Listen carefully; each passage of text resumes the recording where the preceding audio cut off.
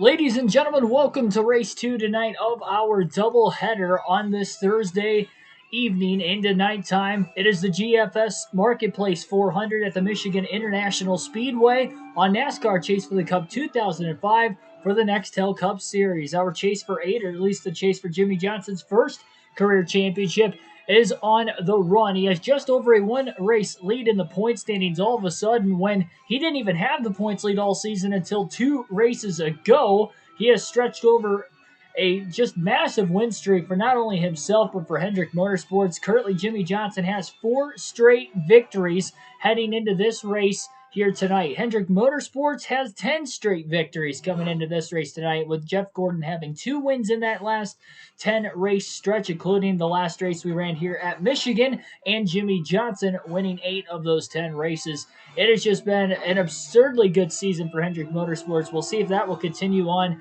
into tonight's race. Jimmie Johnson qualified in the 4th position for this one. No practice for myself coming into this race as well. Mainly because we had a really good setup here earlier this season. Just couldn't quite seal the deal. Our teammate, again, Jeff Gordon, was the driver who ended up going on to win the race at the end of the day. So like, share, and subscribe for more daily NASCAR content as we're about to get into this one. Hopefully you guys enjoy, and let's see if Jimmie Johnson can pick up his 10th win of the season.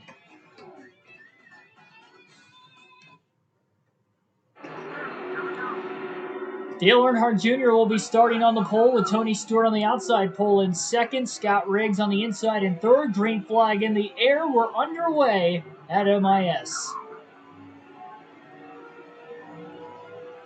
Michael Turner, Joshua Rumsey, and everybody else, welcome on into the chat down below. Jimmie Johnson losing a ton of ground on the opening lap of the race. Very, very close to making contact with Robbie Gordon off the exit of turn 2. Johnson lifted off the exit of the corner just to try and hop himself back in line on the inside. Losing a ton of ground on the outside to start. Jeff Gordon, who qualified a little bit further back, making his moves. Dale Jr. qualified on the poles all the way back to 4th place at the start-finish line. And Tony Stewart will lead lap 1 at Michigan.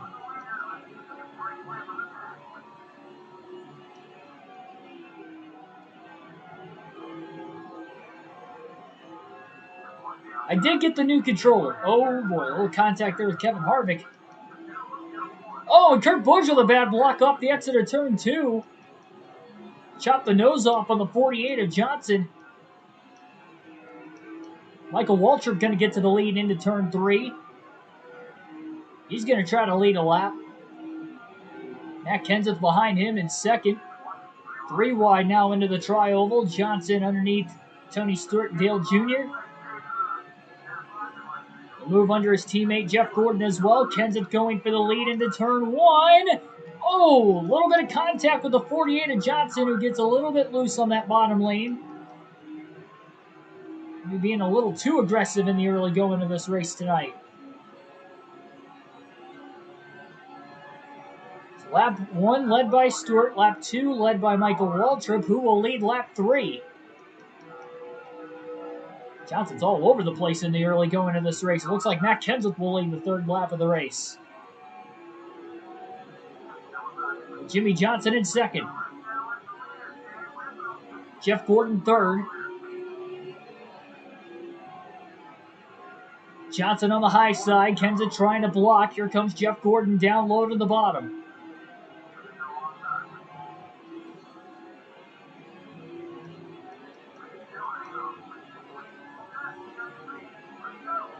Jimmie Johnson is just kind of struggling with the race car right now. Not the handling itself, but more him driving the race car more than anything else. Jeff Gordon going to get down to the bottom of the racetrack now. Trying to make a pass on Johnson for 2nd again, but the drafting help on the high side heavily was affecting that outside lane, allowing Kenseth and Johnson there. And Kenseth just squeezed Jimmie Johnson. Johnson did slide up the track a little bit himself. Now he'll slide up in front of Gordon to hold on to 2nd place, but Kenseth did not give him a lot of room for if Jimmie made the wobble, which he did. And 174 car having some issues into turn 3 on the bottom of the racetrack. And is up in heavy smoke.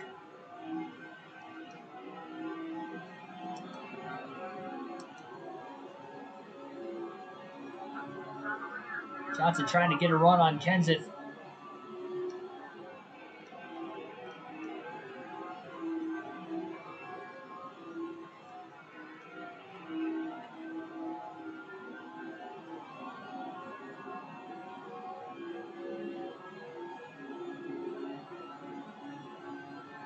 Johnson wants things to calm down. We know how crazy these restarts can get at Michigan with the double file initial start. That's probably why you saw some contact pretty much all but the opening lap on to this current lap.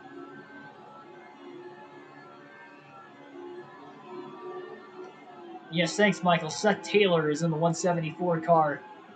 A blown engine in the very, very early going of this race here tonight.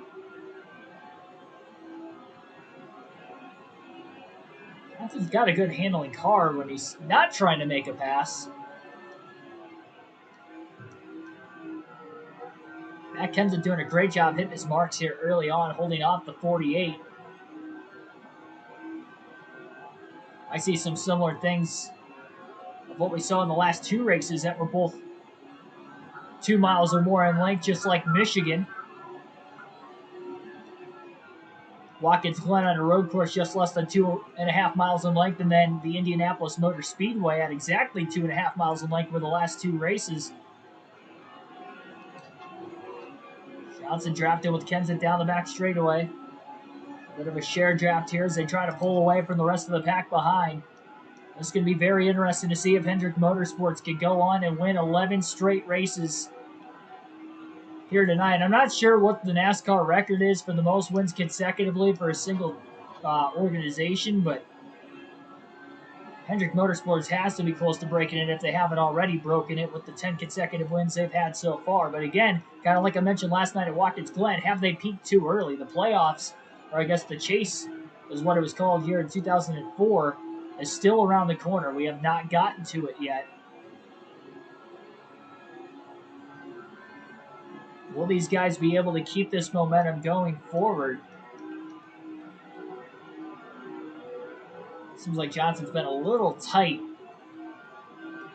trying to pass the 17 car of Matt Kenseth. He can't quite get the car to get down to the bottom of the racetrack.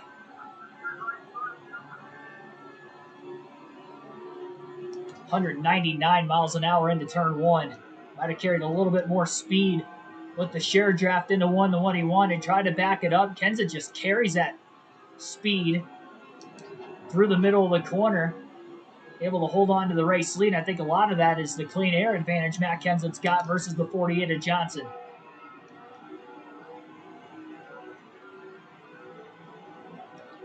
The draft has been a huge help on these bigger racetracks this season and keeping cars close together. Michigan and California have been the biggest examples of that so far.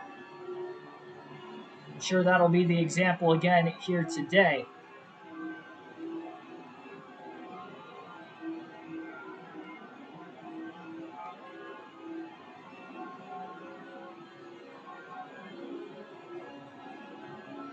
Johnson came off the top lane a little bit. Maybe trying to make a move on Matt Kenseth. A little slide of the tires getting into turns 3 and 4.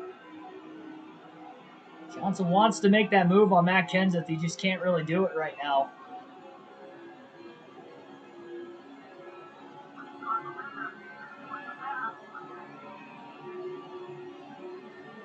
Kenseth's doing a great job early on. SRL Racing League, welcome to the channel. Welcome to the stream.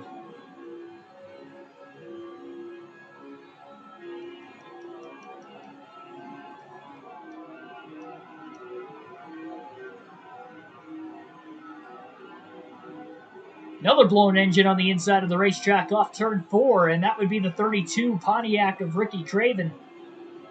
Sorry, I guess it'd be a Chevrolet in this. Pontiac was no longer a manufacturer in the 2004 season, first year without him.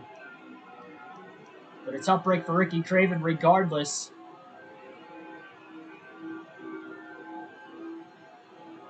His night will come to an end early, and I'm sure we're going to see a lot of engine failures at this fast track in Michigan. The engines will definitely be tested here We had quite a few engine failures at Michigan earlier in the season as well. Johnson sliding into turn 3 again. Kenseth with a big block. Massive block in the middle of the corner. Somehow both cars kept it off the wall. That could have been a really, really bad move there for Kenseth.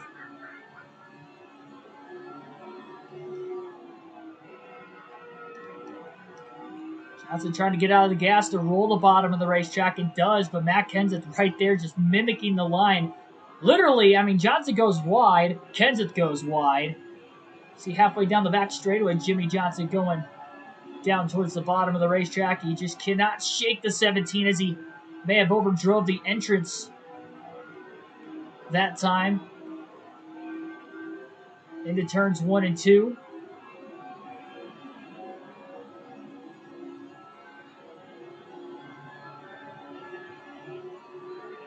Johnson's doing what he can. Just doesn't quite seem like it's good enough, though.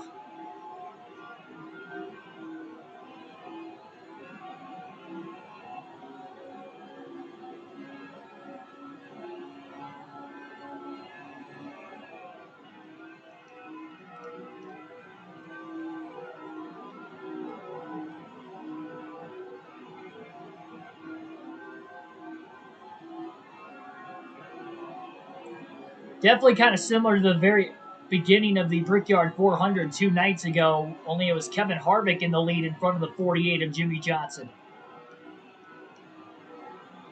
Johnson using the test paint scheme once again tonight. I actually kind of forgot I ran this paint scheme last night at Watkins Glen.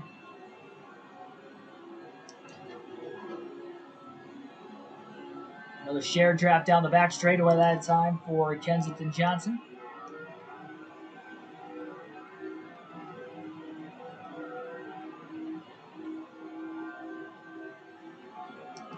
Say building up a bond, though, between the two.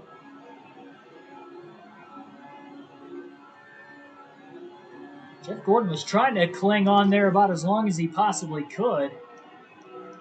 These two have really drafted themselves away from the rest of the pack.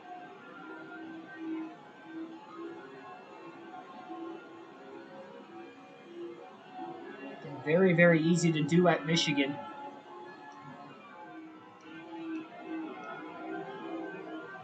Self-titled as the fastest track in NASCAR for a reason.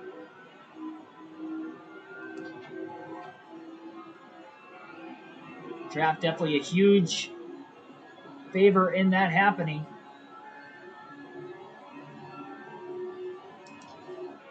I don't think I've seen 200 miles an hour light up yet, but just saw 199 light up into turn 1 again. That's the fastest area of the racetrack. Johnson drafted with Matt Kenseth down the back straightaway. Jimmy slides into turn 3. But the third or fourth time he's had that big of a slide, and every time it seems like it's on corner entry into turn 3.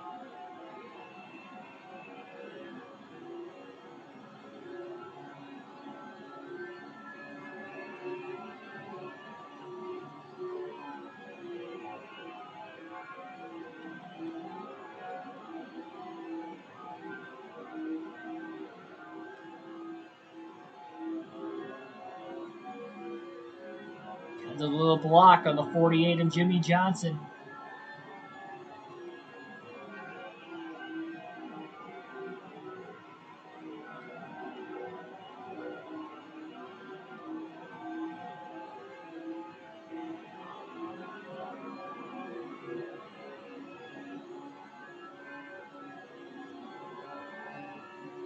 Pulling low again. Thought about trying to maybe make a pass into turn 1. Not going to happen. Kenseth blocks the high side in the middle of turns 1 and 2. I mean, really, though, Kenseth has been clean with every one of these blocks except for one. And it was very, very minimal contact, though. And it was squared bumper to bumper, which is why nothing bad ended up actually happening when the two made contact.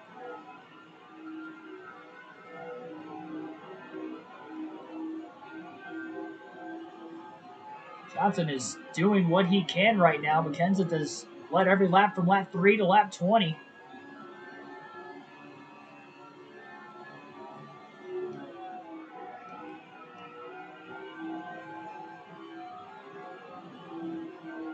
Jimmy going to have enough of a run, though, this time. Down the back straightaway. Drastically going to pull out of line, and he had a little bit better of a run. Beating Kenseth maybe back to the gas off turn 2, using that little bit of drafting help. Kenseth on the high side, Johnson on the inside, close quarters racing into turn 3, and Jimmy Johnson is clear. And Johnson now will receive 5 bonus points, leading his first lap of the race.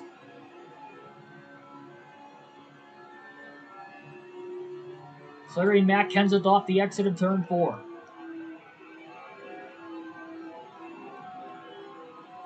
So now Jimmy Johnson's got the clean air for the first time today. And he'll try to hold off the 17 of Kenseth as much as he possibly can.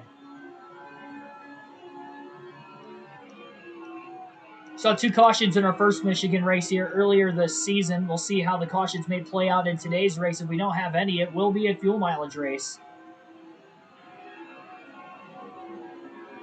That pit window is right about 48 to 52 laps. Borderline 3-stop race. Saw a fuel mileage race last night at Watkins Glen. Johnson got the victory, making it on 1 stop. Also a fuel mileage race 3 races ago at Chicagoland. Johnson made it on 3 stops, rest of the field on 4. So becoming kind of familiar with fuel mileage races all of a sudden in this series, in this game. We've only had 3 all year, but 2 of them have been in the last 3 races. They've been pretty thrilling, though, I will say. We have a 3rd driver who has blown an engine on the racetrack, but I'm not sure who that is. And I will also say, though, it's going to be tough for Johnson to pull away from Kenseth, just like it was for Kenseth to pull away from Jimmy Johnson. No drafting help from behind either. It's going to be harder to get the run. Johnson just flat out beat Kenseth off the exit of turn 2, and he had just enough drafting help to be able to pull out a line, make the move. Kenseth couldn't make the block in time like he had every lap prior to it.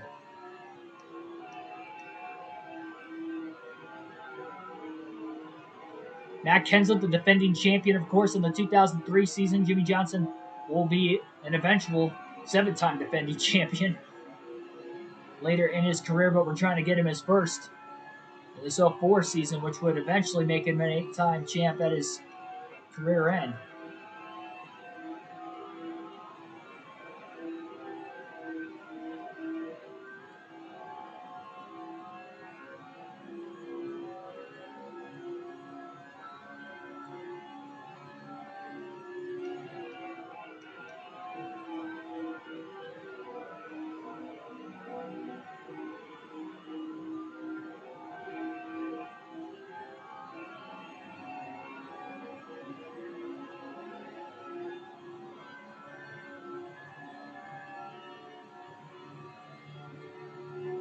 Johnson was able to save quite a bit of gas, though, as well.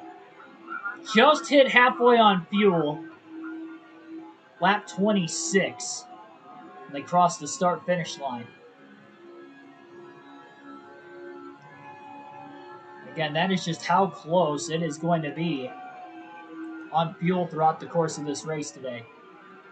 Johnson will be expected to pit at lap 50 when the time comes. That will be the scheduled stop.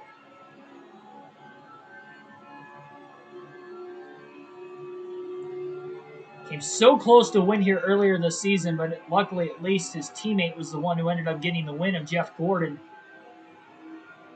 Johnson got ran down late. The lap traffic costing him a good chance to win, so comes down to lap traffic later in the race as well as fuel mileage. Hopefully they don't cost him like they did earlier back this season. Nice thing about Michigan, we come here twice, so chance to redeem himself.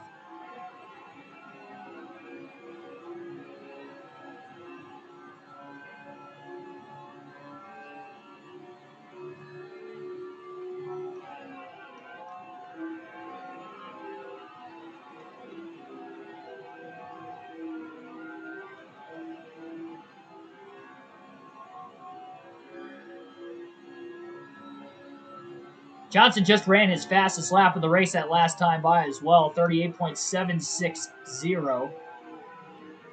Even just a hair past halfway through the run. Again, a lot of that is because he's now in clean air.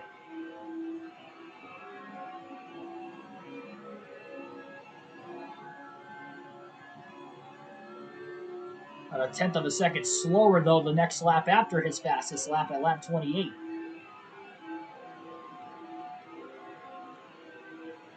All right, tonight's, I guess, like future trivia question. We've been asking a lot of those lately on the channel.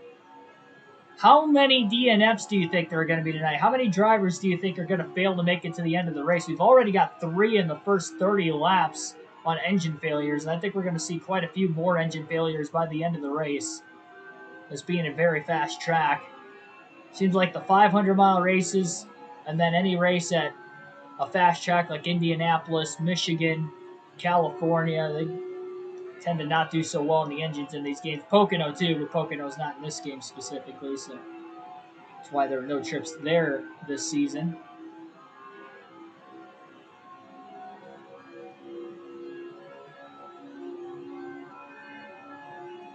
Joshua Rumsey says 6.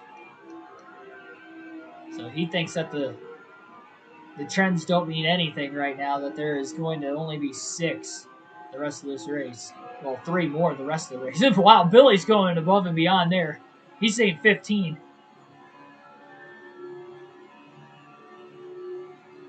That'd be a lot. I don't think we've had... I think the most we've had this season was like 11 or 12, so 15 would have to be the most. I mean, you're getting into the 20s on the position running. I don't think we've ever had that many in the channel in any game. That might be a new record to get 15. I like thinking outside the box, though. Both of you guys, really. We'll not know the official number until we get to the end of the race.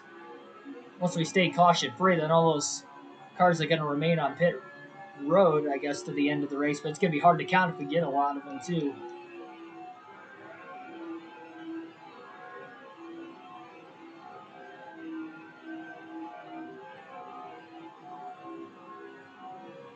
Johnson did run a 38.7 that last lap. Again, it was a 38.790, 0.03 of a second off his fastest lap of the race.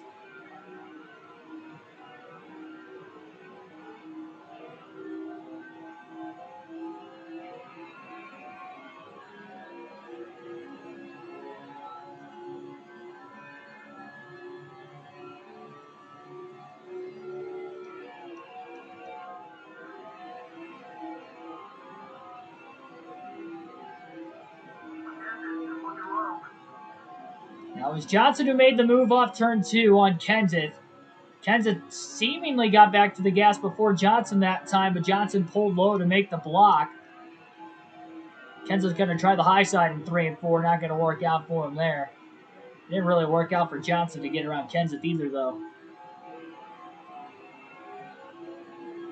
Michael Turner is going way outside the box. Yes, you are.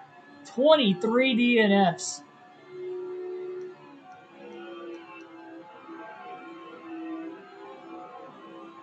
That's over half the field.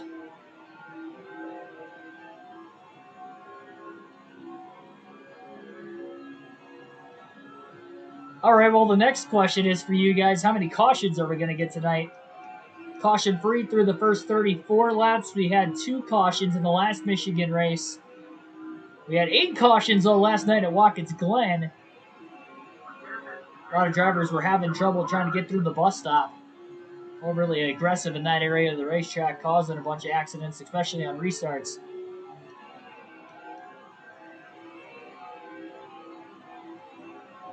Kenseth almost got underneath the 48 that time.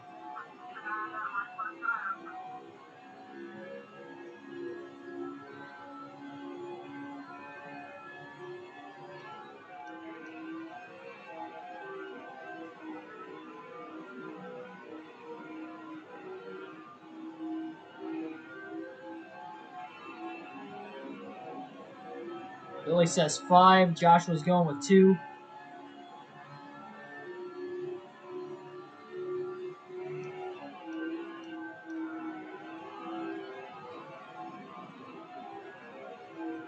Oh, Johnson slides up off the exit of turn 2. Here comes Matt Kenseth to the inside.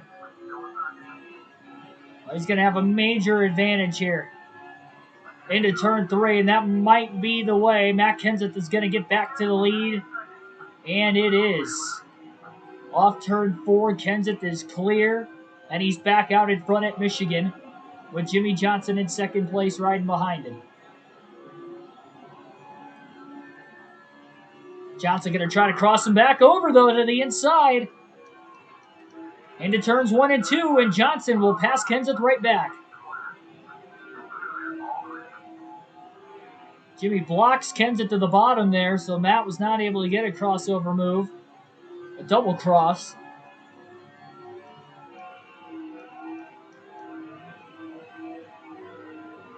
"12 cautions and a big wreck for Michael Turner." I mean, there's no punishment for being wrong with the prediction. Why not? It's going way outside of the box. Make sure to hit that like button on the stream right now and show me 1 like right now. 7 people currently watching the very early going of the GFS Marketplace 400 at Michigan. And then also, again, like, share, and subscribe for more daily NASCAR content.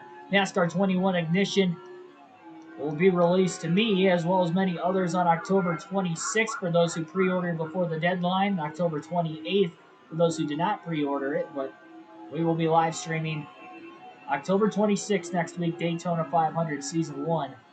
You won't want to miss a thing, and you guys get to fan vote which driver I will use for that first season on NASCAR 21 Ignition.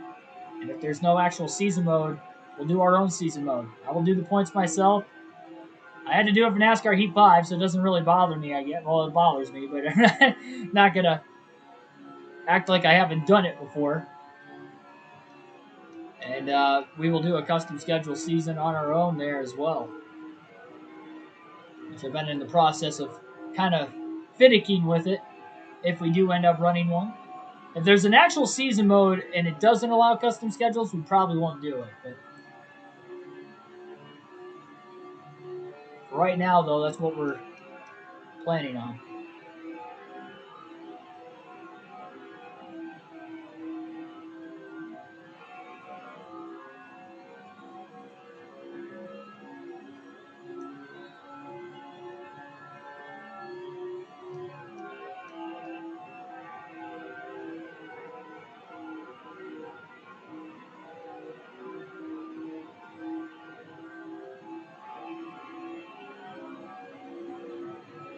Jimmy Johnson go low into the tri-oval to try and break the draft from the 17 of Kenseth. Notice it seemingly is allowing Johnson to be able to pull away just a tad on Kenseth because he's not really drafted behind the 48. The draft is really what's keeping both cars in line with one another. But they run the same line in the corners, which is hurting Kenseth in the dirty air. Johnson kind of slid up the track a little bit, though, getting into 3. So Kenseth beat him in that corner. Johnson going lower to try and break the draft again, though.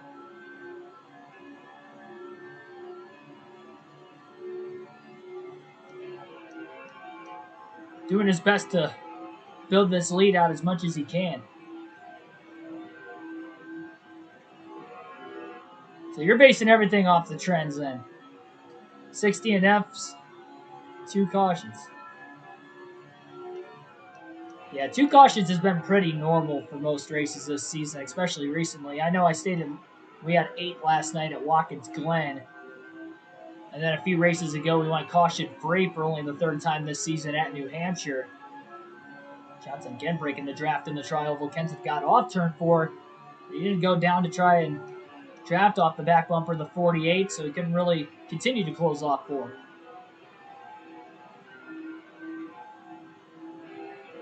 Definitely allows Johnson a little bit of breathing room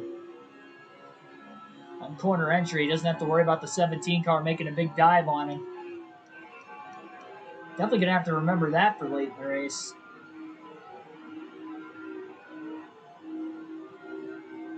Tires aren't going to get overly old.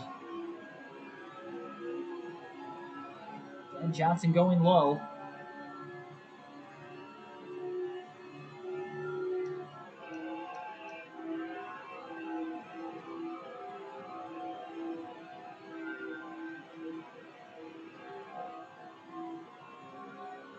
I hate Mathens. and said that.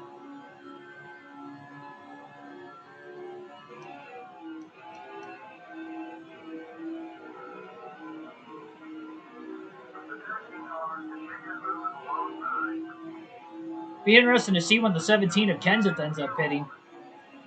Johnson going to try to go to lap 50. It's at lap 45 right now. We haven't seen a single car pull onto pit road yet.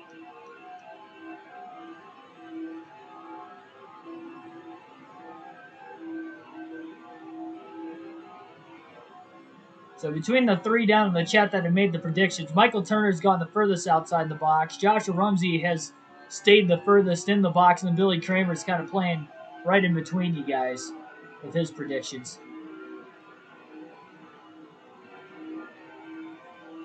Johnson slid up the track a little more in 3 and 4 again. He'll have a little bit better grip. Hasn't had the clean air with fresh tires yet today. Obviously, he's going to have to rely on his pit crew to be able to have a fast stop.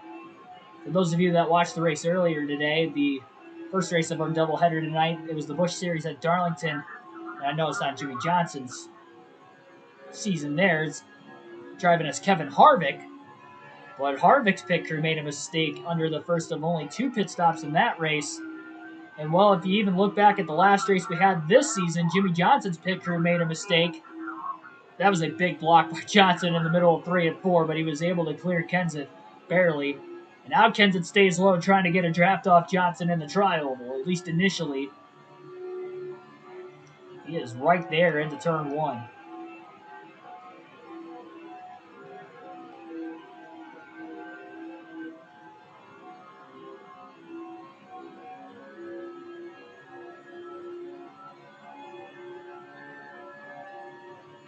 Been wrong before, that's why I'm staying in the box. So. Well, that makes sense.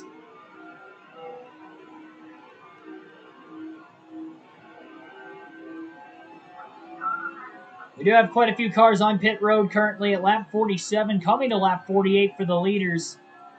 Jimmy wants to make it to lap 50, but it is not going to be easy. Hate to have to rely on a caution or two to try and make it on fuel on 3 stops like earlier this season.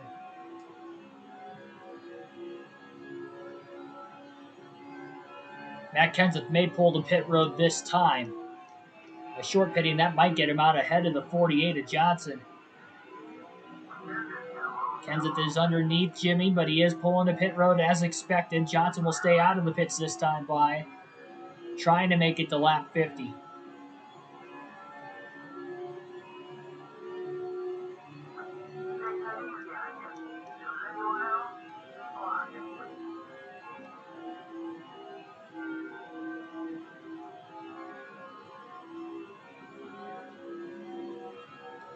Jimmy going to try to go one more lap.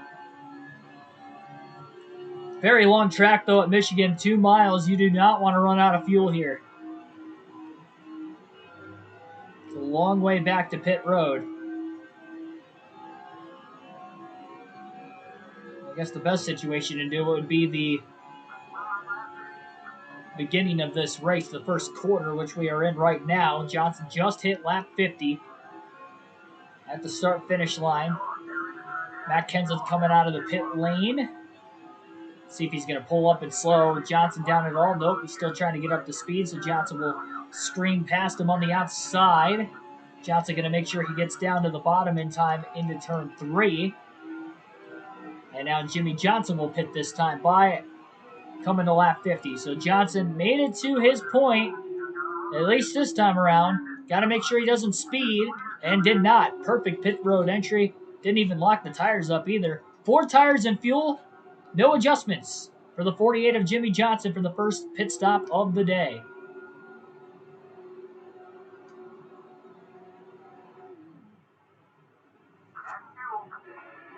And now he's got to hope for no mistakes. They made a mistake in the final pit stop of the last race, in the second to last race, in the Brickyard 400 that almost costed Jimmy Johnson the win there. Cost him a pretty decent-sized lead, that is for certain. Kenseth pitting 2 laps before him, I would have to assume is going to cycle into the lead here. We'll see.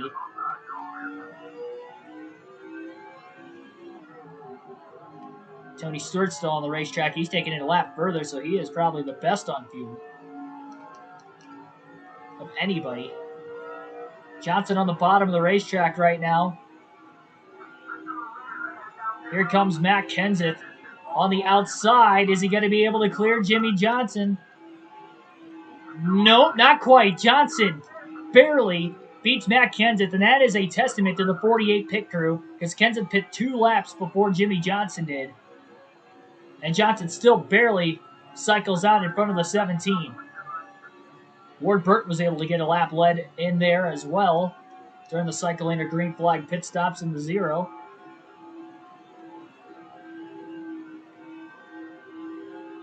Kenseth's still within distance to try and draft off the 48 if he chooses. Johnson trying to break that draft down the back straightaway on the bottom of the racetrack.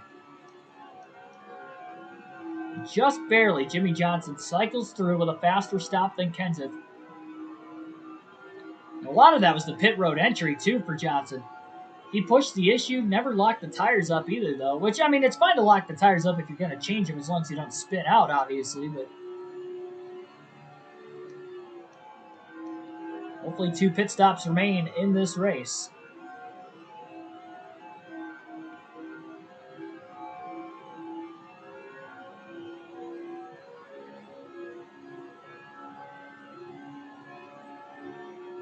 Kenseth not quite staying close enough to Jimmy Johnson right now to be able to draft off of him. Johnson breaking the draft on the straightaway is definitely helping the 48 as well. The lap traffic so far up to this point for anybody. A lot of grip.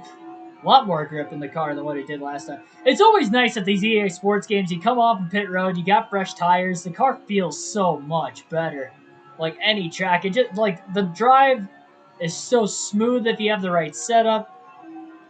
And at a fast track like Michigan, it actually makes it pretty fun. You're just ripping around this place. Ridiculously high speeds. These big, heavy stock cars. Kenseth just not close enough to draft off Jimmy Johnson, and he's not going low to try and get whatever draft he can. And that may be costing the 17. It could definitely and most likely be helping Jimmy Johnson. Johnson stayed high that time down the back straightaway. Kenseth starts to close in a little bit with him doing that. He'll start to drop back down to the inside again, because that's going to tell me that Kenseth's getting another draft. Just out of safety precautions this time in the tri-oval, Johnson drops back down to break the draft again.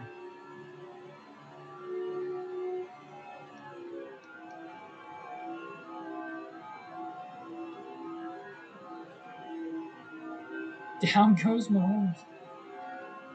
Oh, speaking of football, that NCAA football 2006 season I was telling you guys about, so I started 1-2, like I mentioned. First lost to Toledo, and I lost my 3rd game of the year to Notre Dame. I did not lose a single game the rest of the season, so I went undefeated in conference play, won the Big Ten title. Had a couple nail-biters in there, don't get me wrong. Penn State I won in overtime against. Ohio State actually beat pretty well. I think Northwestern I had some troubles against on the road too, and only beat them by like 4 points. So I had a couple close games in there still, but I was able to survive. Went to the national championship game with 2 losses. Thankfully, I had losses ahead of me that really helped. USC lost and Texas lost each of their final games of the regular season. Otherwise, I wouldn't have played Tennessee in the national championship game at the Rose Bowl. But I was able to do it. Played the national championship game, and it was at the Rose Bowl. Beat Tennessee 20-6, I think was the final score, and sealed the deal there. So got it done. I'll probably play a few more seasons on it. I'm starting off the next season ranked number 1. I was number 7 when I started the season before, so I got a pretty good recruiting class. Winning the championship definitely helped, but now I want to try to go undefeated. It'll be tough.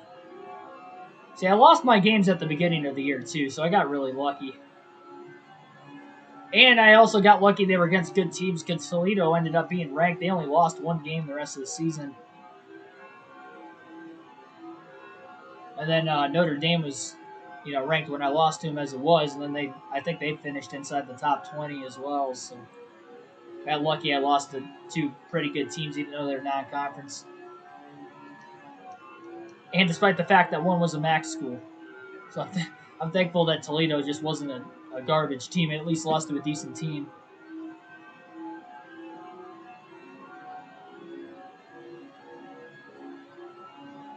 Go Big Blue versus Northwestern.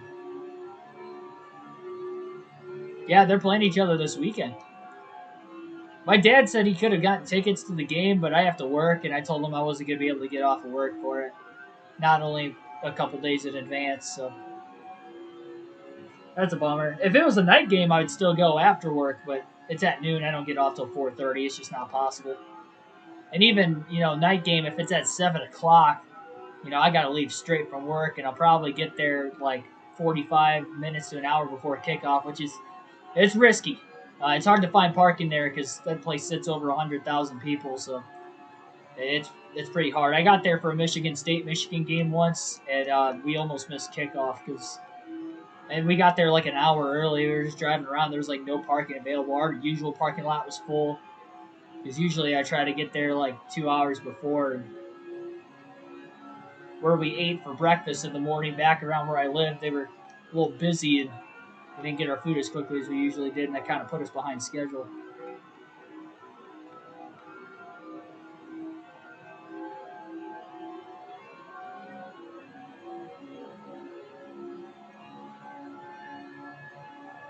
It was pretty cold that day, I remember. It was like mid to upper 20s. Definitely the coldest outdoor game I've gone to, temperature wise. Like, it actually didn't feel that cold. I think with that many people in there and there wasn't really any wind, it didn't feel that cold. I remember it was in the mid to upper 20s. And they had some snow, like, not that long before, like the night before or something, too.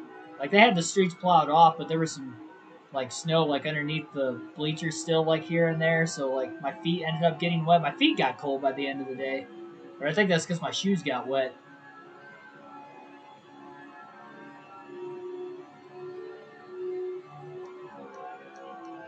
First lap car will be coming up very, very soon. Assuming Jimmy can get by him pretty quickly, he'll have another bit of a break before the next lap car ahead of that.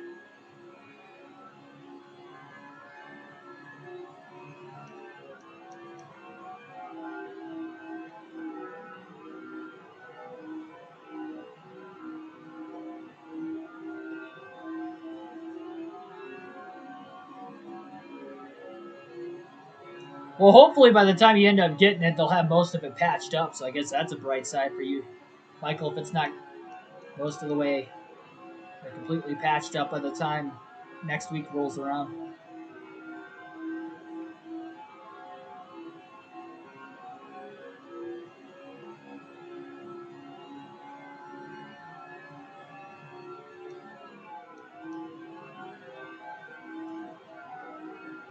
Can't tell exactly who this car is at the back yet. We're very close to finding out, though.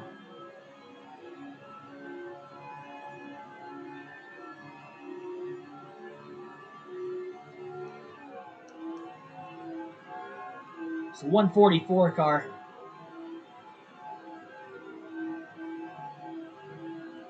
He brought out the only caution that wasn't in the bus stop last night. He spun out the S's and backed into the guardrail.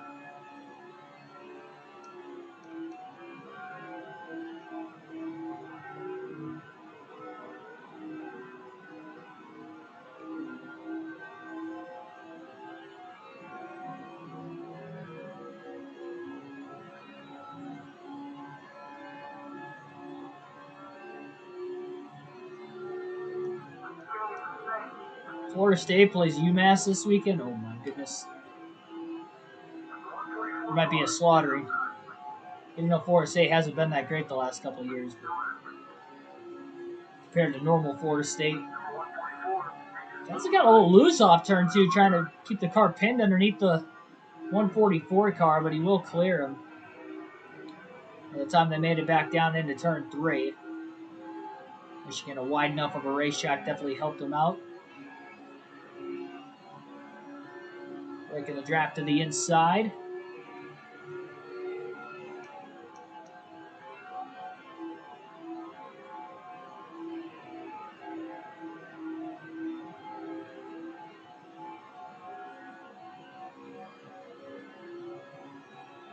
Favored by 35. Oof.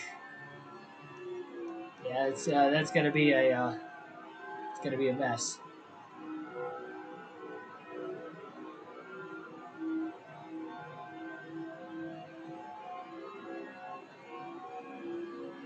There's gonna be a lot of tomahawk chops from the fans in that game. Don't they do that after like every score? It's gonna be like 70 to 13. What if that actually ends up being the final score? So random. 70 to 13. Florida State wins.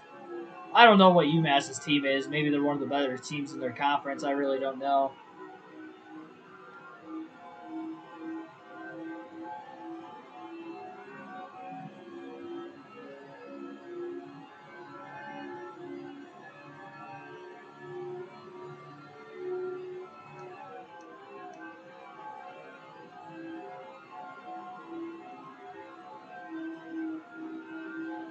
Didn't even realize Jimmy Johnson had his fastest lap of the race in this current green flag. Well, I should say this current tire run. We haven't had a caution yet today, but it was a 38.730, which would have been about 0.03 of a second faster than his fastest lap during the first 50 laps in the first fuel stint.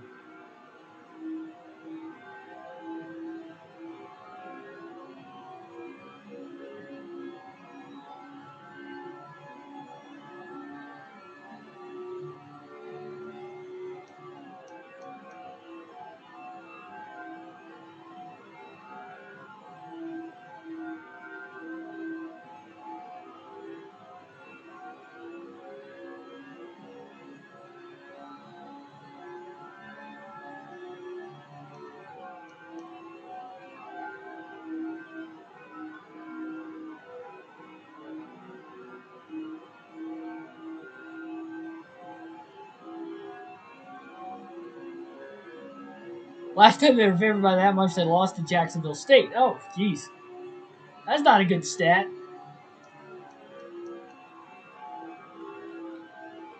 DB Forever 85, welcome to the stream. Doubleheader, let's go. Yep. Indeed, indeed. And if we do have any future doubleheaders, you guys will get to, again, check on the community post or the community tab on the channel. Every Monday, weekly streaming schedules will be out. This weekend, we had our first. So now that I hit 1,000 subscribers a couple weeks ago, I can use the community tab.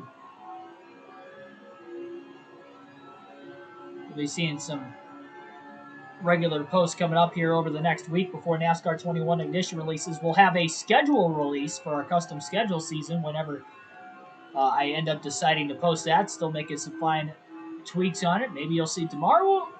Maybe you'll see it 3 days from now. But I will have it out there. Again, that will be potential if we do end up running it. Again, the only way we would not run a custom schedule is if there is a season mode on the game.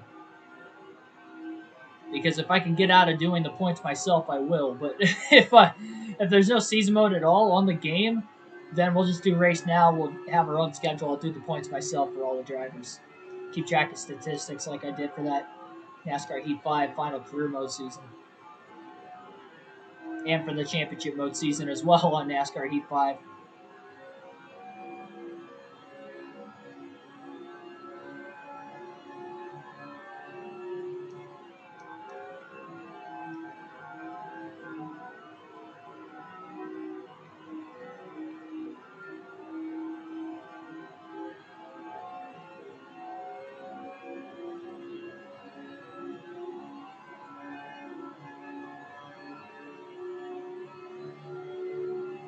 Yeah, that's pretty good. Liberty does have a pretty good football team now. That I definitely know of. Earl Arnold Jr., welcome to the stream.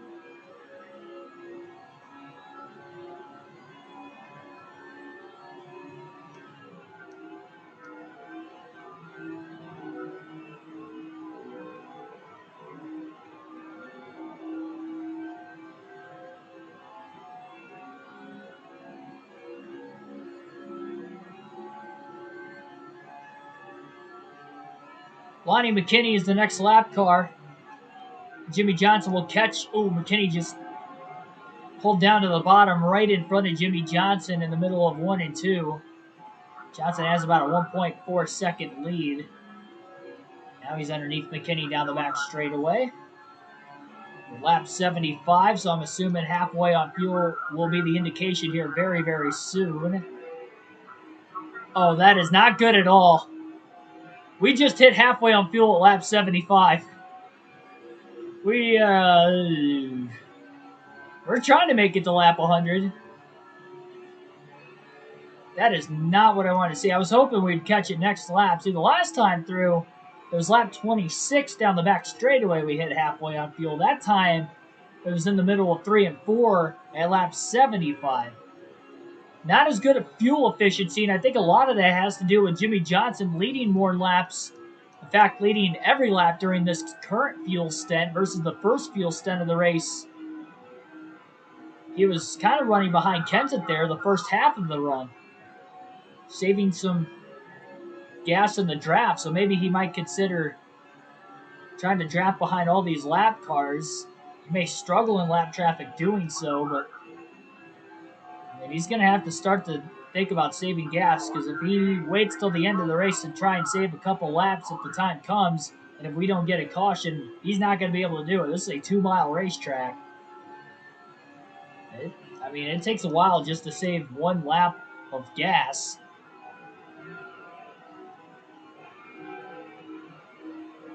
You don't want to think about having to save fuel in the first half of the race and back your pace off this early, but Johnson may have to consider it if he's not going to get close enough to lap 100 here this time to be able to make it on 2 more pit stops.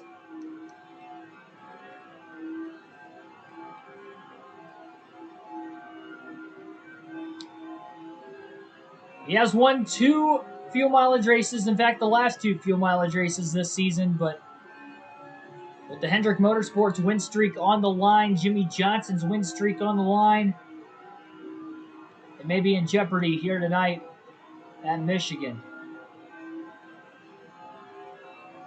Johnson trying to set a modern NASCAR era to win 5 races consecutively. And Hendrick Motorsports trying to win 11 in a row tonight if one of their 4 cars can go to victory lane. Still only 3 drivers out of the race up to this point, by the way, as far as that question I asked you guys for predictions on how many drivers would DNF tonight.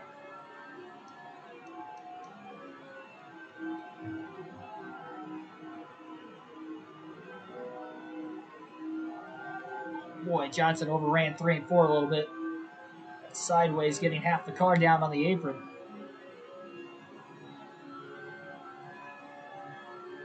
Liberty plays a team twice. That's weird.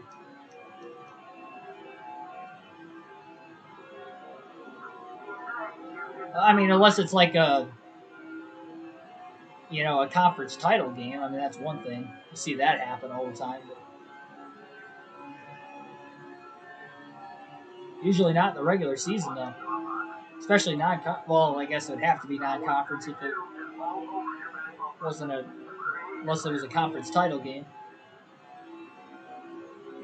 Or somehow you play a team in the regular season and have to play them again in the playoffs, but I don't think that's even happened yet since they've had the playoffs since 2014.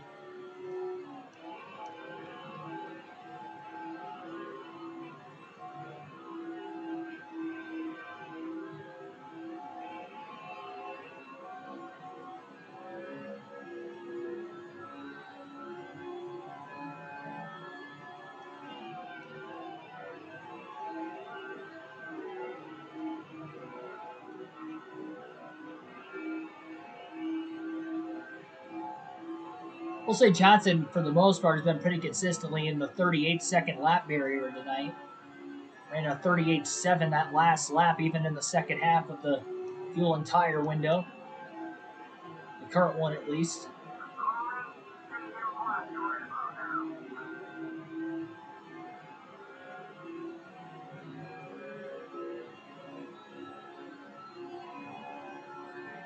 Oh, that's right. I forgot they're an independent school. I completely forgot about that.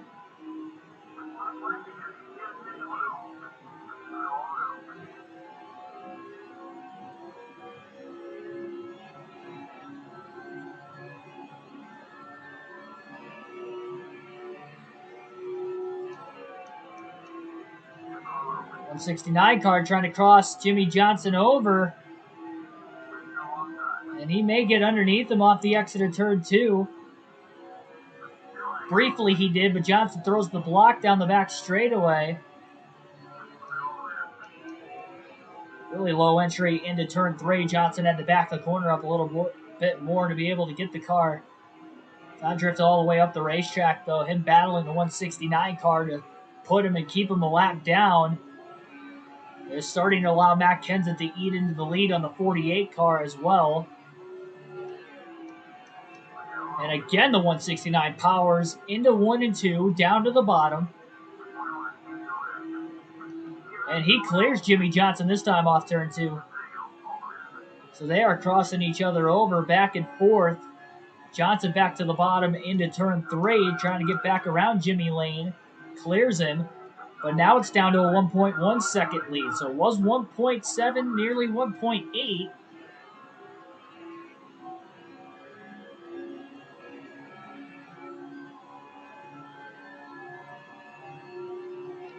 Tomorrow night's race will be the Bristol night race on the channel. I believe it starts at 6 p.m. Eastern Standard Time. Again, you can check the community tab just to make sure. Little contact off the exit of turn 2. Jimmy Lane into the wall. Johnson trying to pinch the 169 car down a little bit, and he moved up, not being able to hold the corner. That's going to use a little more of the 48's tires up as well. But I think Kenseth had to check up behind Lane, and now he's 1.9 seconds off the lead all of a sudden when it was about 1.1.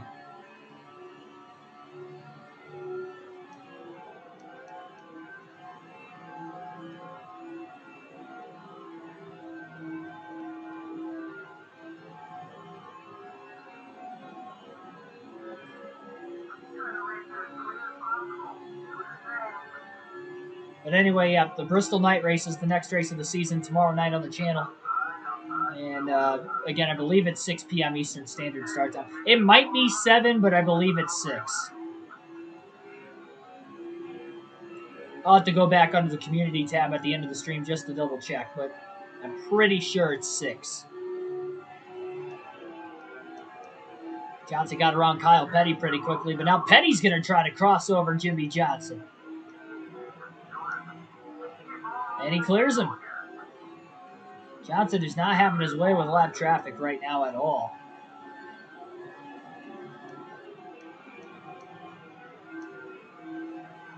Dive bombs underneath Petty.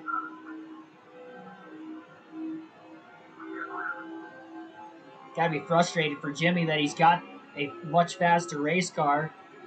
These guys clinging on in the draft, though, and they're able to slingshot right back by the 48, it seems like.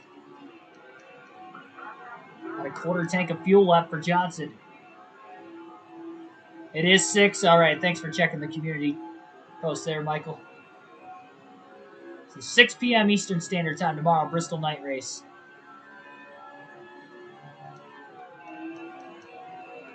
Got 10 people watch right now. Again, like, share, subscribe. More daily NASCAR content. Definitely hit that like button. Well, definitely subscribe, but definitely hit that like button as well. Currently only 4 likes on the channel. Had a good consistent streak of about 10 to 15, if not more, likes during the course of these Cup Series streams at least. So definitely want to run that like button up. We are in the midst of witnessing a fuel mileage race. The way things are playing out here at Michigan.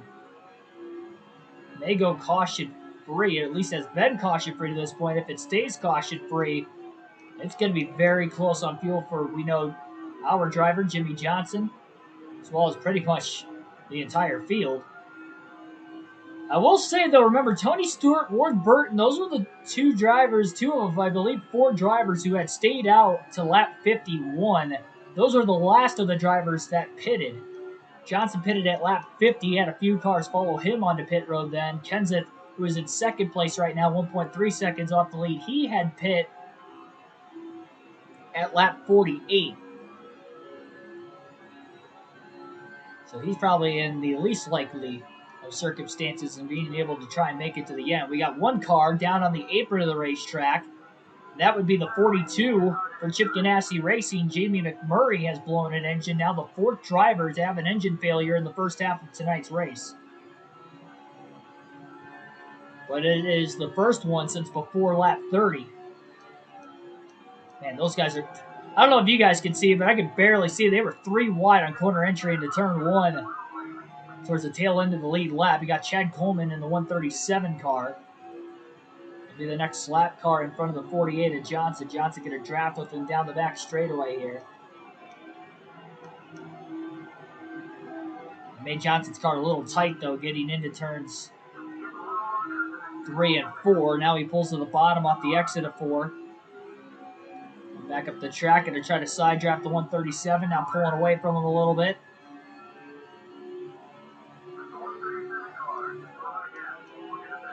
Drives it in deep and clears.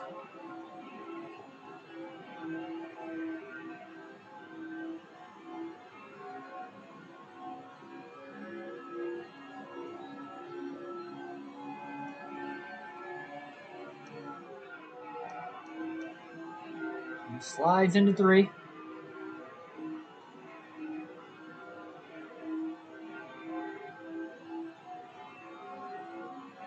Gave you like number 4. Well, thank you for that. Definitely helps these streams and videos out. Got another race highlight video from the grandstands coming up here very soon. I'll be getting back to the NASCAR racetrack in a couple weeks at Martinsville. It'll be my last race attended this season.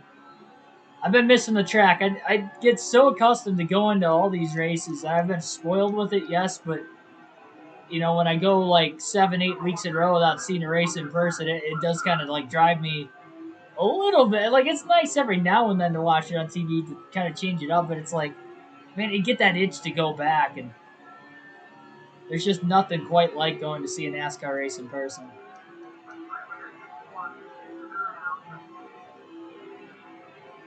Definitely what helps add into it being my favorite sport to watch. I watch a lot of sports.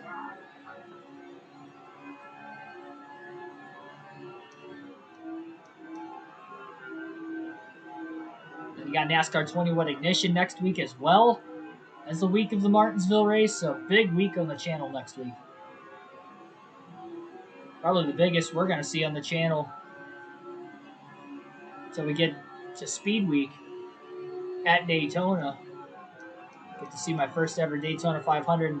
We'll have a lot of at-track race highlight videos that weekend. We'll have both the dual races. We'll have the truck race, the Xfinity race, and then the Cup race. I don't know if we're going to videotape ARCA or not. I didn't videotape the ARCA race at Bristol.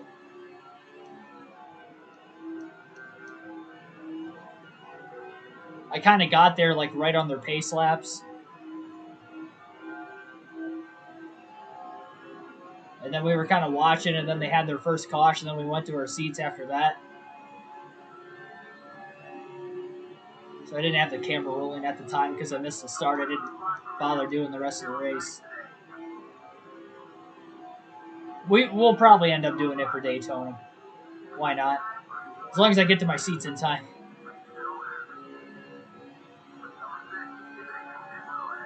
Well, just lapped Derek Cope. And there's the 0 of Ward Burton. He was one of the last drivers to pit last time. I'm sure he might be this time around as well. Johnson with a block on Cope off the exit of turn 4.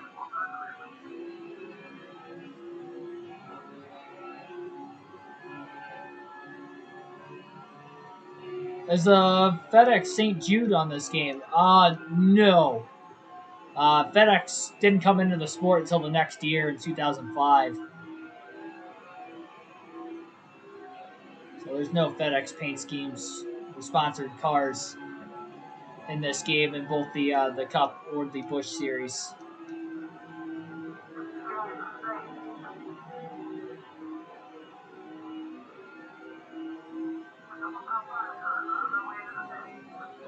So lap 97, Johnson hit on the fuel tank almost empty. He's trying desperately to stretch this run to lap 100. It is going to be tough. He's definitely going to be able to stay out this time by and get to lap 99, but that following lap, it is going to be close on whether or not he is going to be able to make it on fuel. And again, you do not want to run out of gas at Michigan. You don't want to run out of gas anywhere, but these bigger, faster racetracks can't afford to lose that much time. He hasn't had more than a 1.9 second lead all day long as it is.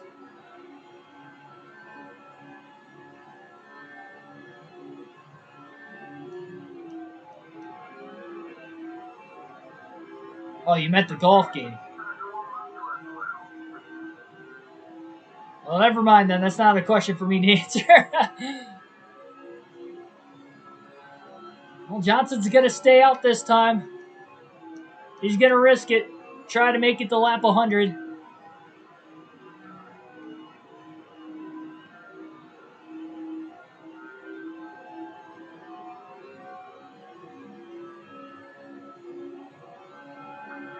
Well, he made it to lap 100, but now can he make it all the way back around and onto pit road?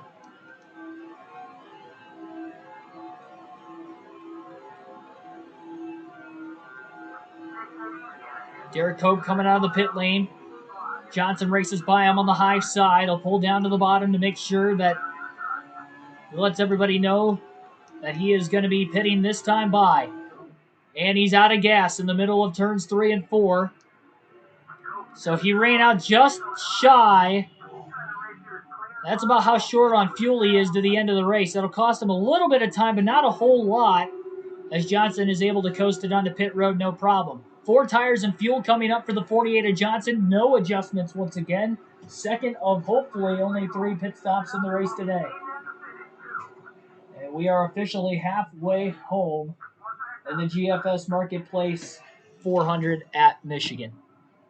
Hopefully no issues with this pit stop. No issues on the first stop of the race for Jimmy Johnson. So far, so good on stop number 2.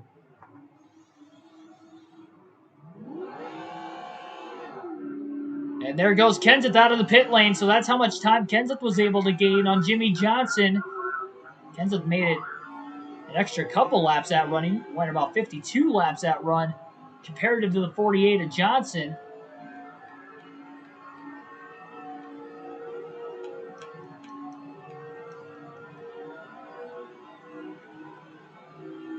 Kenseth was definitely able to gain time. Tony Stewart still out there on the racetrack as well. He is now the new leader.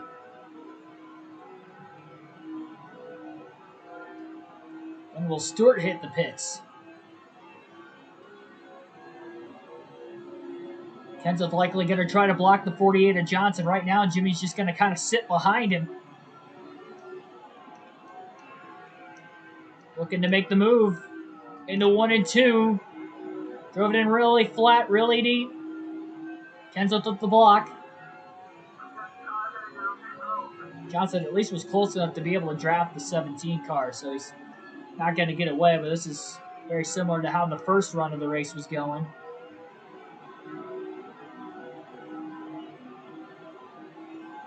When will Tony Stewart pit? Johnson to the inside of Kenseth. In the tri-oval, Kenseth trying to pinch and side draft the 48 car. Jimmy Johnson going to pull up clear into turn 1. Kenseth trying to cross over, not going to work. Stewart finally into the pits. He was the last car to pit this time around.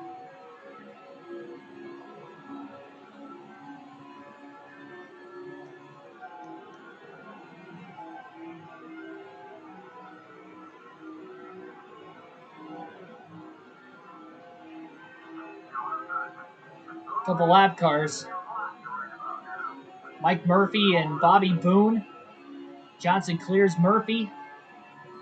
It'll be an official lead change at the start-finish line this time by Stewart. Led that last lap on pit road. Johnson's got about 0.4 of a second on Kenseth and 2 lap cars between the top 2 on the racetrack. Kenseth was trying to get a draft off the 48. Now the 48 moves high in front of Boone. Kenseth underneath Murphy. He'll clear him in the middle of 3 and 4. Now he's underneath Bobby Boone off the exit of turn 4. Definitely trying to stay semi-close to the 48 of Jimmy Johnson.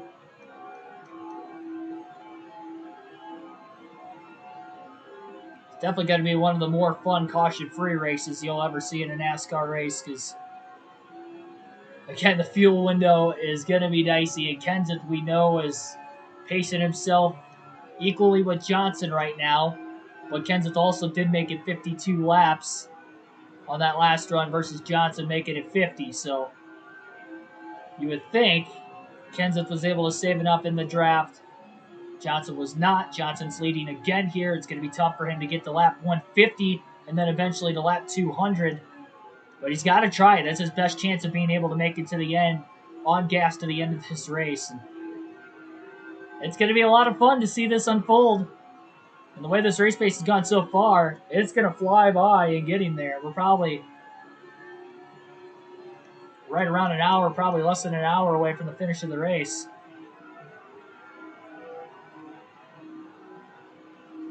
And Kenseth is definitely within the draft of Johnson this time around. He was not at all during that second run. He had a slower stop than the 48, but Johnson running out of gas in the middle of 3 and 4 was allowing Kenseth to close that gap. And now you see right there, he's only 0.2 of a second off the race lead of Johnson, who drove it in a little deep there into 1. And slides up the racetrack now on corner entry. Kenseth is trying to stay in the draft. Johnson going to break the draft to the inside of the racetrack down the back straightaway. He's doing what he can. Whips back up to the high side now to try and arc his corner off into 3. Kenseth hits his mark still a little bit better despite the dirty air. And closes to the back bumper of Jimmy Johnson off turn 4. Outside of the laps during the middle of green flag stops that Tony Stewart was able to lead there, Johnson has led quite a few laps on the track, especially in comparison to the 17. It's tough to pass, though, at Michigan on the driver in clean air. We've seen that today. 17 and the 48 have only passed each other twice. I guess Kenseth's only passed Johnson once. Johnson's passed Kenseth twice in this race, so they haven't really swapped back and forth much. But we'll see if Kenseth's going to be able to do it anytime soon. Or maybe he just kind of stays in the draft and he's able to save fuel, putting the pressure on Johnson to try and make it on fuel himself to the end of the race. It's very well possible.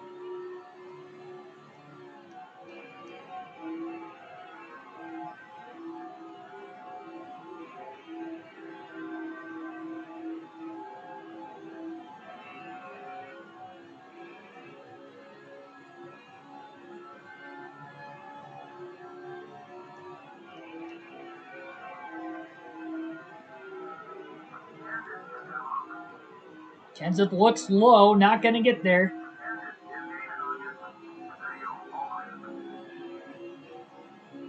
Johnson trying to get the most laps led as well.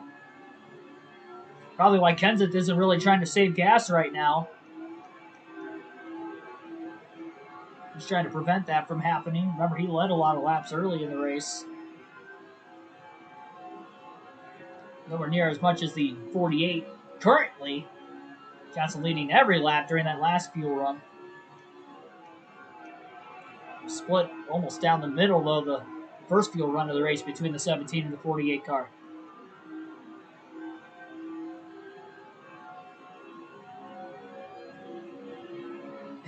Michael Turner, future NASCAR crew chief.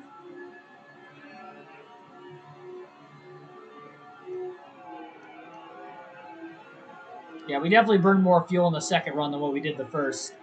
First run, I felt pretty confident. Felt pretty comfortable. We made it to lap 50. It's where we needed to go. No problem. Second time, not that easy. And probably going to get harder as these drivers try to push the issue as we get into the second half of the race.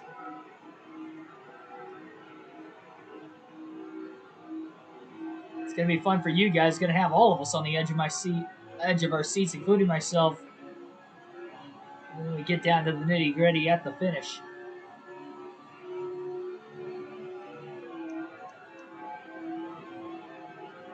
Scott Riggs, who qualified third, is actually the last car in the lead lap. He's coming off a top 10 run in the last race at Watkins Glen. Remember, we had 4 rookies finish in the top 10 yesterday. Or sorry, no, that was 2 days ago. Excuse me on that one. It was the Brickyard 400 at Indy.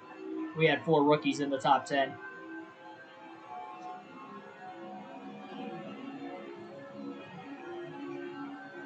Johnson trying to block Kenseth.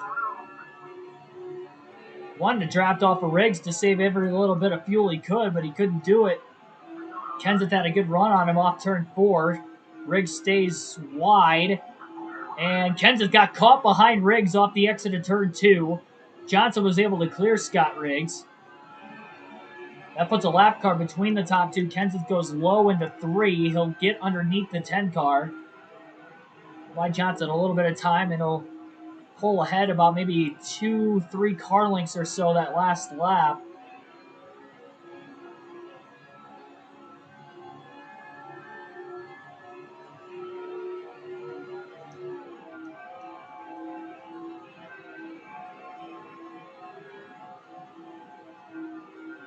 Yeah, that's not a bad decision there, Billy.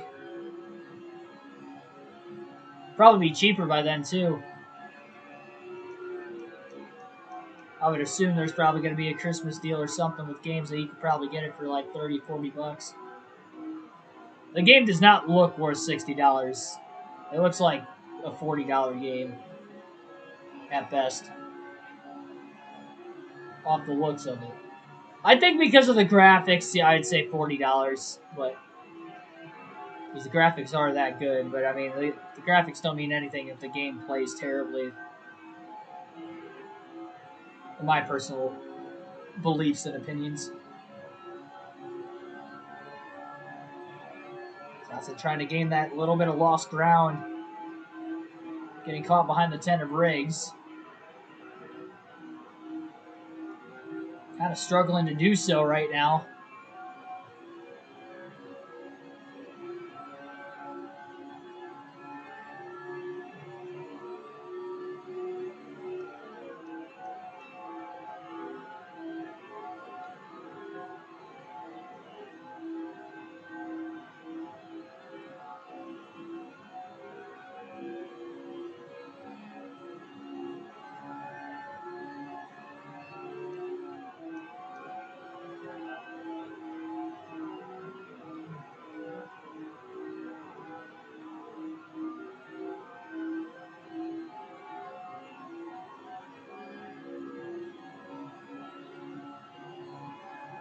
Those of you just tuning in, you are currently witnessing what could very well be a fuel mileage race today at Michigan. It is shaping up to be that way. We kind of assumed it would be one if it went caution-free, and up to this point, we are still caution-free at lap 117 out of 200. This will be our second caution-free race in a 4-race stretch if this one goes caution-free today. We've only had 3 all season through the first 20 races. New Hampshire, Texas, and Darlington.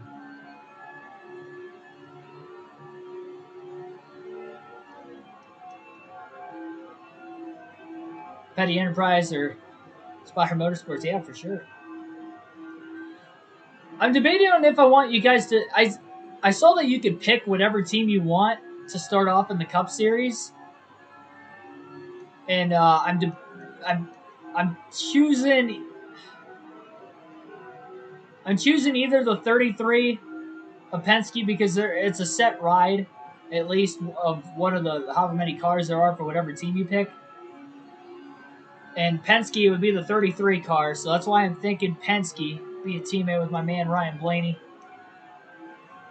Drive the Mustangs. Of course, I have a Mustang. There you go. So there's a good combination. Plus, I didn't get to drive it in the Heat 5 career mode. We were in Toyota, but man, It's either that or I let you guys pick, and I really want you guys to pick. But you guys are also picking the season mode though too. You know what? I think I'll let you guys pick both. I think we will have a fan vote on both. Now we're not streaming the career mode episodes, so I think we'll probably end up having like a poll or something of that in the. I don't know how I'm gonna exactly do that, but in the comments section, as far as what team end up running, I don't know how many like we can end up having on the poll. I may be able to, put them all on there. I haven't really done. I haven't done a poll personally myself, so I don't know how many options you can pick on there. I think I might just like group it, like, put like certain teams together, and then we'll have like an elimination style poll. Definitely gonna have to make up my mind quick here because we only got like 6 days left. 5 days, yeah, 5 days left until we end up playing. Now we do have a little bit longer until the career mode. I don't plan on the first career mode episode being until probably Saturday. But maybe an extra vote on the channel though for you guys. You know what? I think we are. I think it will be a vote, but you'll have to be on the lookout on the community tab. So hit that bell notification button so you guys don't miss an upload or don't miss the poll that will be up whenever that decides to upload. We might have like if we do a poll and I can only put so many options in a poll, I think we'll just have like kind of like a knockout, like tournament style. Okay, what team I'm gonna end up using, but I'll figure that out when I figure out how exactly the poll works. Well, let's get me more hype for NASCAR 21 Ignition. The career mode does look fun though.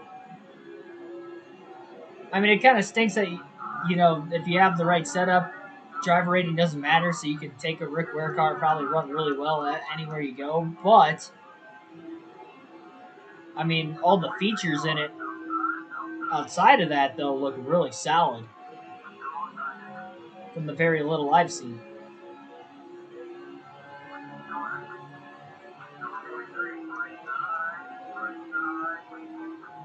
Johnson just passed both Jeff Green and Mark Martin that last lap to put him a lap down. They will battle for the free pass position now. Still in front of the 17 of Matt Kenseth as well. Sure, with Kenseth being teammates with Mark Martin, Mark is probably going to let his teammate by. Where do you find the community posts you talk about? If you go onto if you click on my channel on YouTube, where there will be like options that'll say home, videos, playlists, or community, go to community, and you can see the community tab. Random just posts that'll end up putting on the YouTube channel. If you hit the bell notification button, you guys should get notified of anything I post on the community, just like the videos. If you're not getting that, I don't know what to say, really. I will have to try to contact YouTube. Now that I have 1,000 subscribers, they will actually listen to me, and I could actually, post something if there's an issue on the channel, and they'll get it down or tell me, what's going on. But even though it may take a couple days between me saying something, but hopefully you guys see it. So definitely be on the lookout for it. Again, there will be a lot of stuff in the community posts coming up this week. And then every Monday, the weekly streaming schedule will be up. So off turn 4, lap 125, Jimmy Johnson hit halfway on fuel. So he is definitely pushing the risk button, I guess you would say, and trying to make it to lap 150 on fuel to be able to try and make it, hopefully, on one more stop the rest of this race. You also got to factor in, what if we go into an overtime green-white checker finish? That's going to hurt him on fuel even more.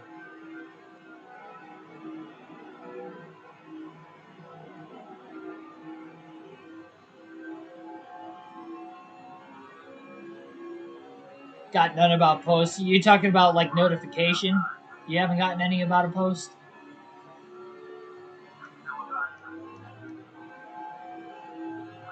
21 car of Ricky Rudd will now get lapped by Johnson. Johnson definitely get through the lap traffic a lot better on this third run compared to the second run. That was kind of cost him a little bit there for that second pit stop.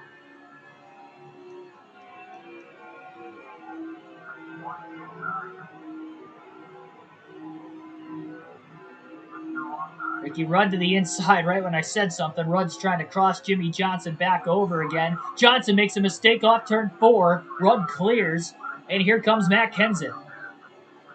That was not a very, very good thing for Johnson, and here comes Matt Kenseth all over the back of Johnson. Johnson with a block off turn 2, and he is clear.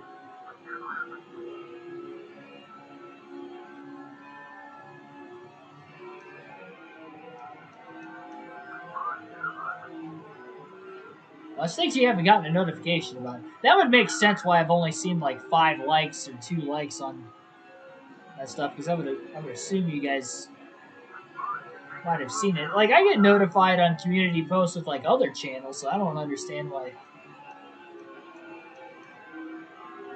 You might, you know what? Another thing is too, I think you have to go into your settings on your own YouTube account. You have to like when you hit the notification button at the. So if you haven't hit the notification button already for this channel, hit the notification bell, and then you should be able to set it to only videos or all videos and posts.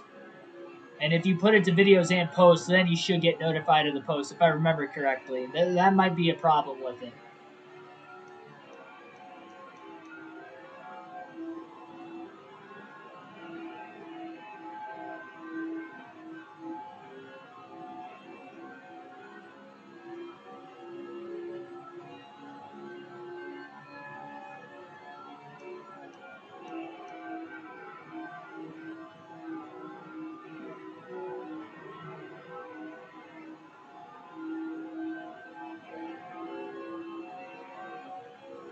Kenseth definitely right back in the hunt again with 70 laps to go, all over the back bumper of Johnson. He never really was more than a half a second back during this run anyway. But Ricky Rudd crossing Johnson back over. Johnson running a little bit too far wide off turn 2, or turn 4 rather, at the time. Definitely did not help the 48. Joshua gets the notifications. Yeah, it's just weird that some of you guys do and some don't.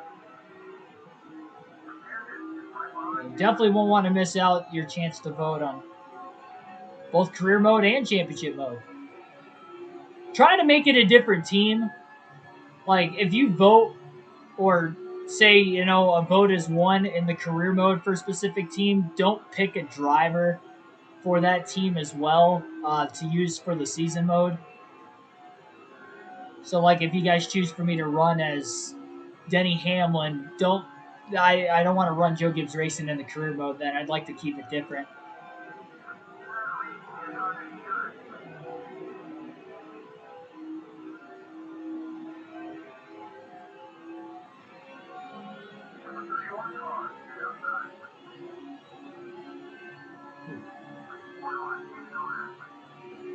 Johnson to the inside and will pass Robbie Gordon into the tri-oval. Kenseth now going to try to get around Robbie Gordon in turns 1 and 2. May have split apart the 48 and the 17 briefly, but Kenseth will clear Gordon off the exit of turn 2. It might be up to Johnson to try and keep this win streak alive. We haven't really seen Jeff Gordon near the front since the opening couple laps of the race.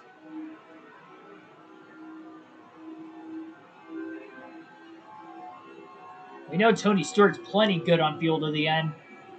So if, say, Jimmy Johnson and Matt Kenseth can't make it, I think Tony Stewart's going to be in the best position to win this race.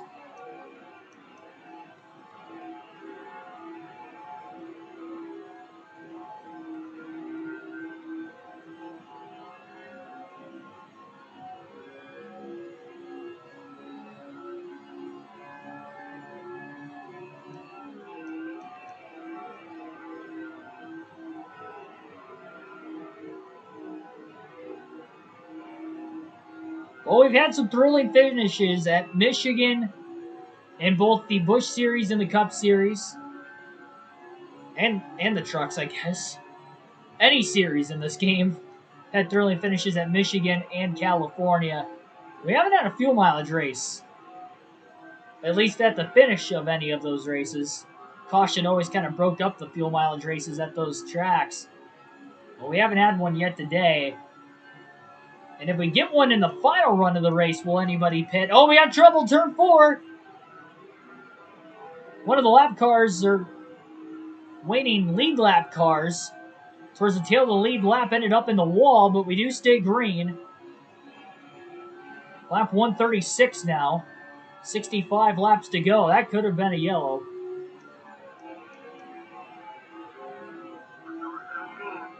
But it wasn't.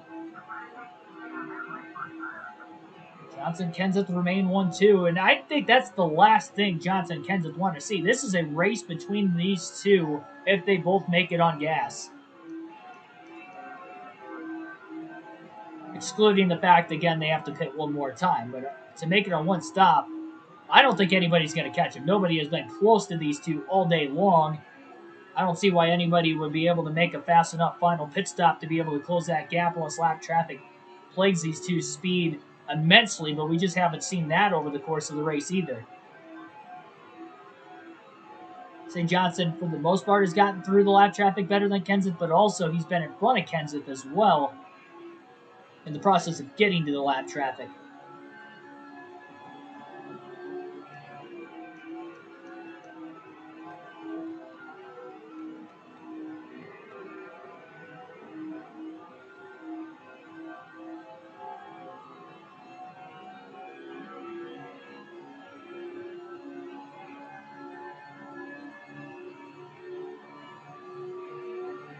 Johnson's always had bad luck at Michigan. In fact, there was a race where he ran out of fuel late in the race in 2009.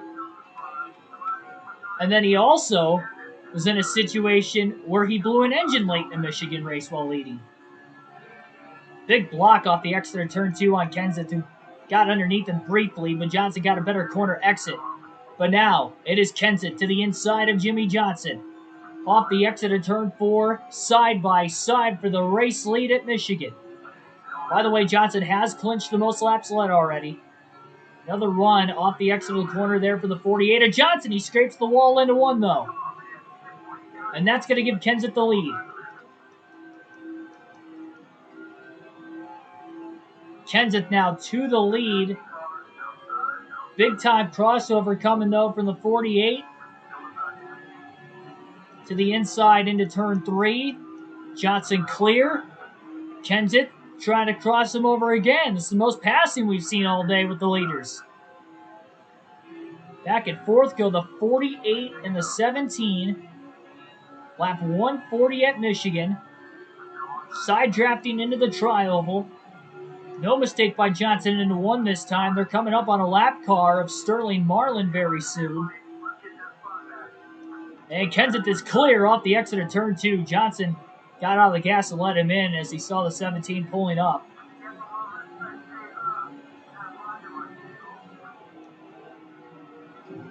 Johnson really tight, but so was Kenseth.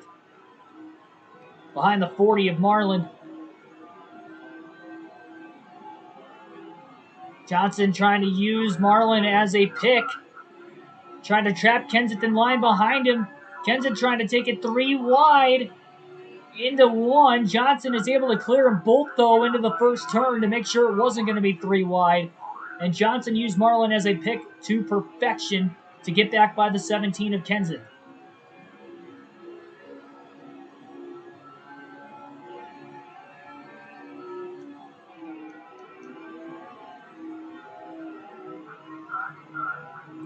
Kenseth is going to make the pass, though, back in 3 and 4 again. Unbelievable racing with the leaders. Now it's Johnson to the inside of Kenseth into the tri-oval. Still are racing clean, but they are racing hard. Johnson sends it into 1. Clear up the racetrack. Actually got it to stick for the most part to the bottom until the very exit of the corner. Kenseth peaks low. Johnson with a block down the back straightaway. Shaking back and forth is the 17 and the 48. Johnson overruns turn 3. Kenseth again, back to the lead. No crossover this time by Johnson. He couldn't get off 4 that well. And now Matt Kenseth is the leader at lap 143. Johnson may be struggling a little bit on older tires. Maybe save a tad of the draft here in the final laps of the run. Behind him late in the race, he's not going to want to do this because if he runs out of gas on second, he's not even going to be able to block. But right now, he'll sit behind him.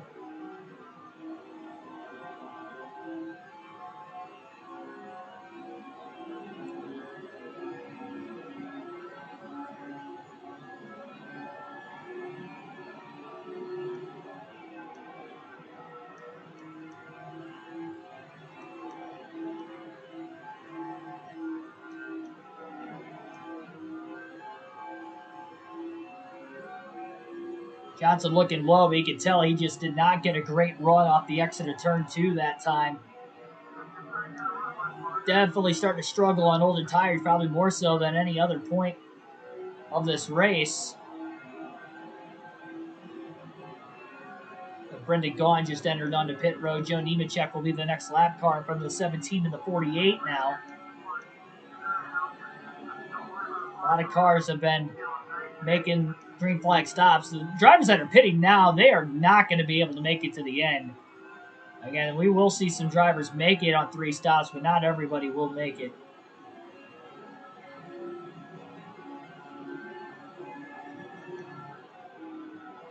Kenseth's going to maybe try the outside on the 0-1 of Nemechek. Johnson with a big slide into turn 3. He is really struggling, just barely clinging onto the draft of the 17 car. Decent run, though, off the exit of 4. I think Kenseth checked up when Nemechek pulled into the pits, taking that big left-handed turn off the exit of 4 underneath him. Didn't think he really had to let up, but he did. That's the only reason Johnson really had that big of a run on him.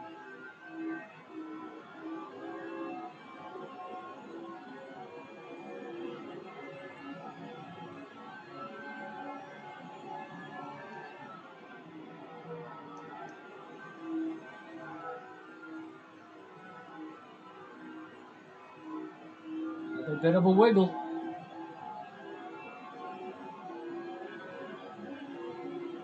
Johnson sitting and waiting. Personally, he'd like to have the lead when they make that stop, but not right now. Not sure who's in third. I mean, we have not seen the third place car on the track in a long time. But Tony Stewart, I'd have to imagine, will make it on fuel no matter what. Kenseth pulling low. Is he going to pit this time? I think he is. Matt Kenseth is pitting off turn 4 at lap 147. That is the earliest he has pit during a run. Johnson stays out. He's going to have a better chance of making it on fuel than Kenseth to the end, but we've seen Kenseth go 52 laps at one point. Now he'll have to go 53 laps if he's going to make it to the end of the race. And we haven't seen a single driver do that all day long.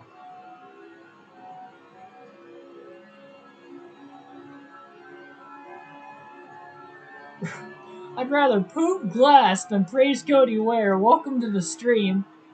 My goodness. Patrick Shadley, welcome as well.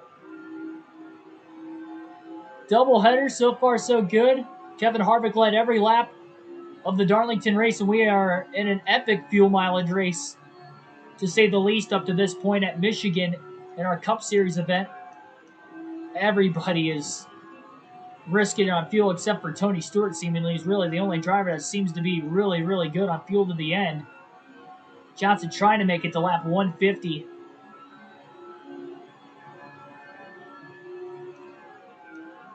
It's going to be tough. He's got to hope his pit crew can go 3 for 3 on not making a mistake as well. Kenseth will not make it. Likely not. I mean, he's going to have to go a lap further than anybody has been able to make it on fuel, including himself today. But we're not going to know for sure until we get down into those final couple laps. Johnson pitting this time. Hopefully he saved enough fuel behind Kenseth. He didn't really run behind him until the last 6 or 7 laps, and then Kenseth pulled into the pits. And really, he was only sitting behind him for 4 or 5 laps. Into turns 3 and 4, Johnson will pit this time, and he made it on fuel this time around. He coasted it 3 and 4 last time. This time he made it. 4 tires and fuel coming up for the 48 of Johnson, so it's really hit or miss for him today on whether he's going to make it or not. In all reality, he really didn't save that much gas that run.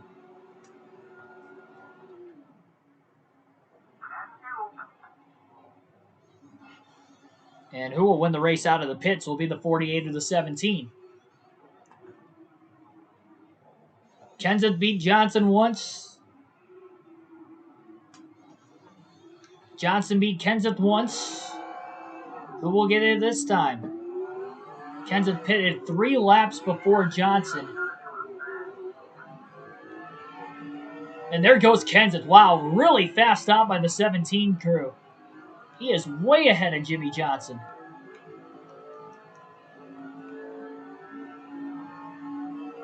But again, the issue lies for him is that he is a few laps short on fuel, but at least he can try to save a little bit. Running a handful of seconds now ahead of the 48, who's still trying to get up to speed into turn 3. And Tony Stewart's still out there on the racetrack.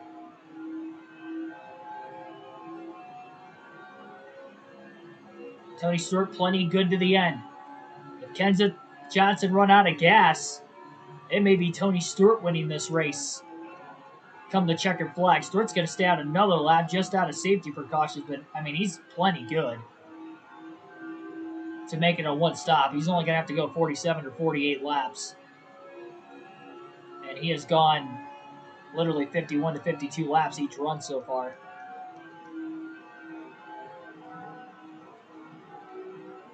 Yeah, the other race was the Busch Series at Darlington earlier. We ran that before the start of this race tonight. Already locked up the championship for the Busch Series, so just kind of trying to get that season out of the way when we can. I knew this race was only 400 miles, and I was off of work today, so that's why we ran the doubleheader. Trying to build a cushion so he could splash and go. I don't think he's not going to be able to splash and go and stay out of the track with the lead. We haven't had a caution yet today either. A caution just puts everybody under a window and under a blanket on the restart. So if somebody runs out of gas, it's really going to be at random who might win. Tony Stewart is still out on the racetrack. Is he pitting this time? Yes, he is. Tony Stewart will finally pit at lap 154. Next car in front of Johnson is Matt Kenseth. Kenseth has been backing up these last few laps. Trying to save now before the 48 gets to him. And when he gets there, we'll see.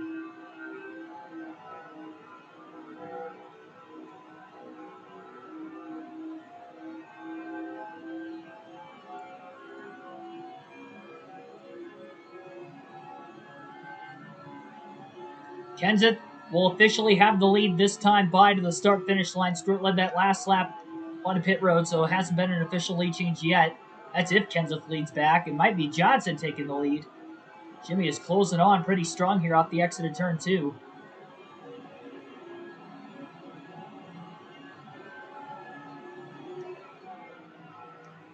Kenseth is going to block the bottom. No more saving gas for Matt Kenseth.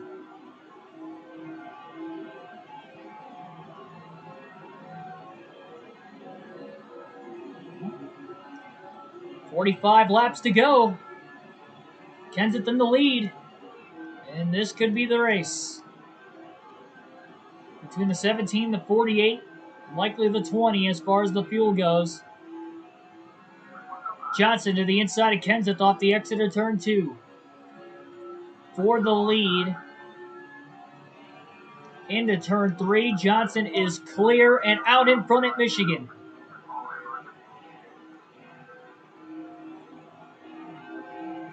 A 4 lap cars coming up. Johnson trying to draft off the 77 of Brendan Gaughan.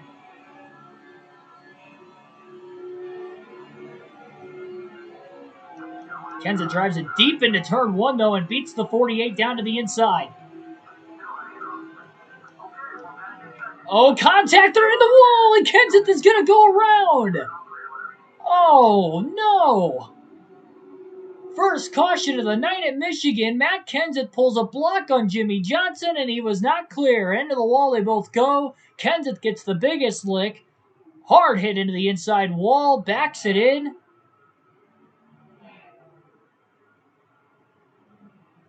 Unbelievable.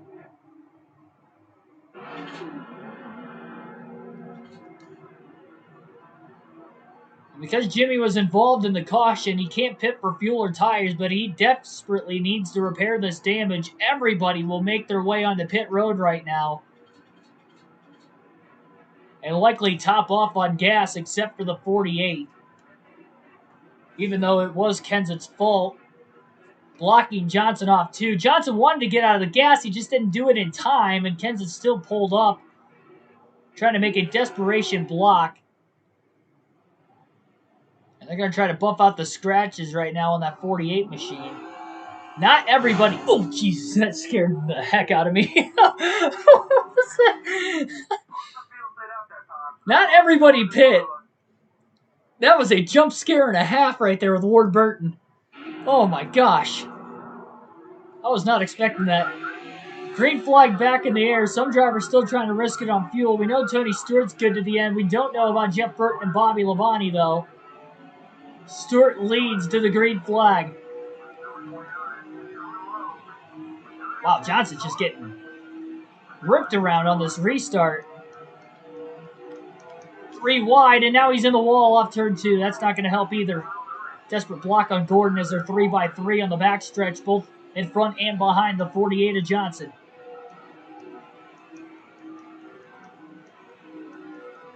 Oh, careful, a little contact up there.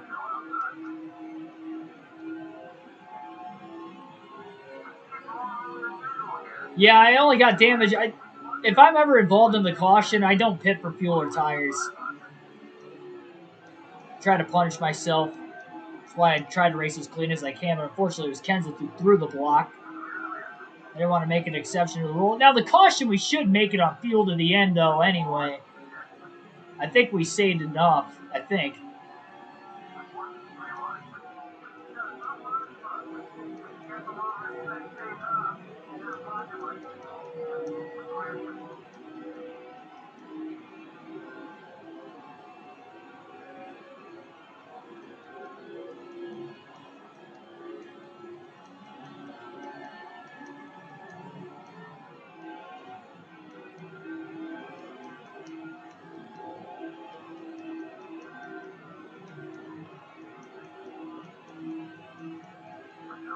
Johnson going to try to take it 3 wide. The problem is the top 4 are on old tires right now. Bobby Labonte, Jeff Burton, Tony Stewart. The good news is they really only have about 10 lap older tires. That will even out over time, but initially not so much. Johnson trying to make his move as he side drafts Kevin Harvick. Down into the tri-oval, down to the apron, trying to break whatever draft he can. He's going to drive it in deep onto Tony Stewart into turn 1. Down on the inside of the racetrack. Johnson for the lead on Stewart. He has it. Clear off turn 2. But we know how the racing is on the restarts at Michigan. Johnson in the wall off 2. Contact with Stewart underneath him, who might have clipped the 29 of Harvick.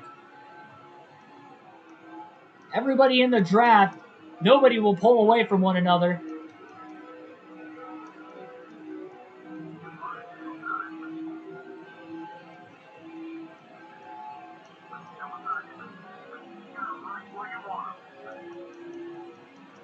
Harvick led that lap at the line. A lot more momentum with the 29 and the 20 working together. Johnson finally down to the inside. He breaks up the Joe Gibbs Racing Chevrolets of Stuart Labonte as Kevin Harvick now leads. Crossover on Stewart. Let me crunch those numbers for you. Well, there's a big block by Kevin Harvick. That was a close call, and it's still a close call.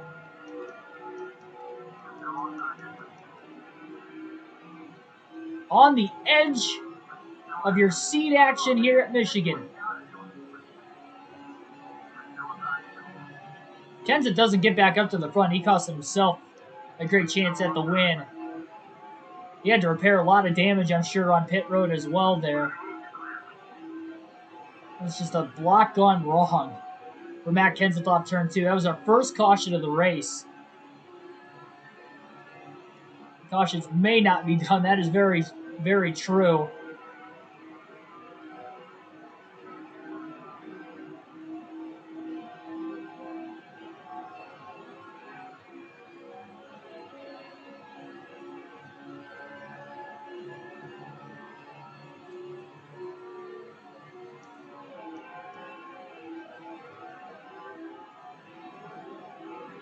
Johnson will not be able to pull away from the pack. Nobody's going to be able to pull away from the pack in this draft. It just kind of worked out during the pit stops that Kenseth and Johnson were able to do it.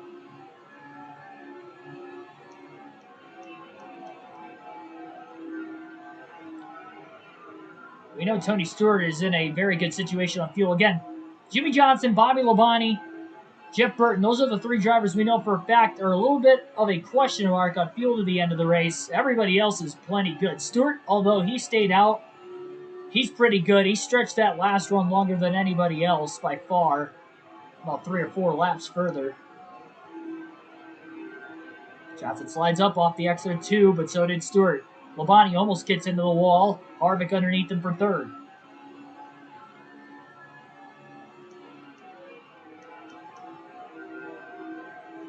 I did see about Carson Ware getting suspended and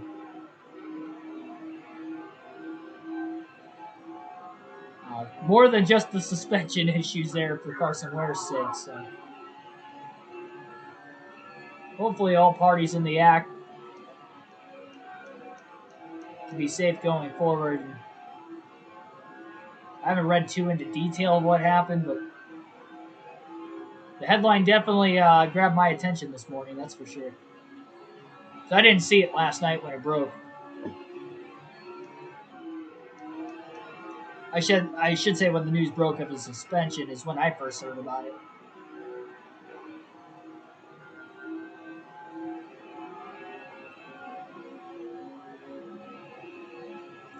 So 31 to go.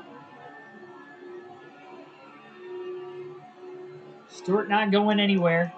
In fact, he's going for the lead, if anything, underneath the 48 of Johnson. Got to make sure he doesn't throw a bad block like Kenseth did earlier. Well, he's not going to have to. Johnson gets into the wall all on his own off the exit of turn 2. He couldn't hold the outside. I think that damage from Kenseth is upsetting the handling of the race car because it feels all of a sudden a lot looser than what it did before.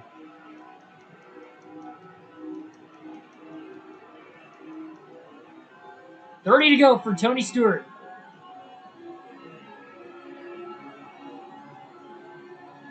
Johnson in the draft. Major run into the tri-oval, down into 1 at 199 miles an hour. He'll try the top side through 1 and 2. Bit of a risk, though, with Kevin Harvick closing in from behind. Harvick couldn't quite get underneath the 48. Johnson gets the run off the banking, and now a little bit of a run in the draft of Stewart again. He'll pull low with a big dive into turn 3. Slides up the track into Stewart.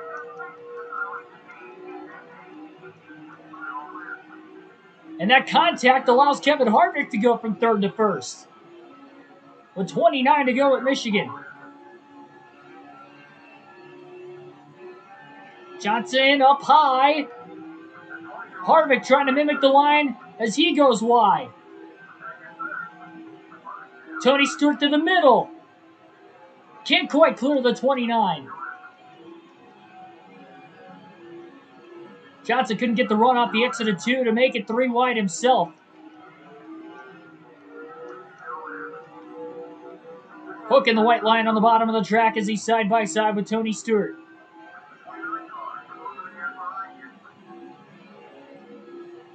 Stewart leads that lap at the line. Johnson's going to have the advantage on the bottom lane into turn 1. Harvick now behind the 48. Johnson clears Stewart off the exit of turn 2. And I think that's Jeff Gordon potentially in 4th place. If Johnson can't keep the win streak alive, Gordon, remember, he won at Michigan earlier this season. This will be the second Michigan race this year that Johnson's led the most laps and maybe won't go to victory lane in either one of the two races here.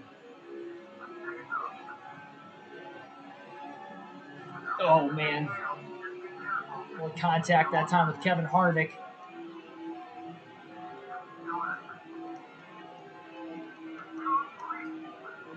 Luckily, it was in the trioval, not in the middle of the corner. Harvick has the lead, and that is Jeff Gordon in fourth place. Maybe he'll work with his teammate for now. Trying to make it 11 straight wins for Hendrick Motorsports.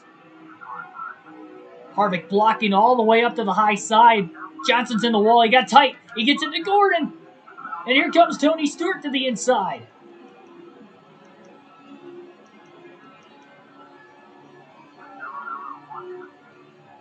Jimmy going to take it 3 wide to the top. Couldn't quite get the run on entry. Off the wall and into Gordon, his teammate, and Gordon is going to lose a ton of positions. That's an unfortunate break for the 24 as he tries to slide back into traffic in the middle of turns 1 and 2. Tony Stewart, meanwhile, to the lead on the 29 of Harvick as Johnson gets underneath the 29 car now for second. He's going to try to side draft him, though, into the tri-oval. Really trying to pinch him down the racetrack. Johnson trying to go to the apron to avoid getting side drafted, but he gets a little loose, and Harvick holds to second. And now Dale Jr.'s in the mix.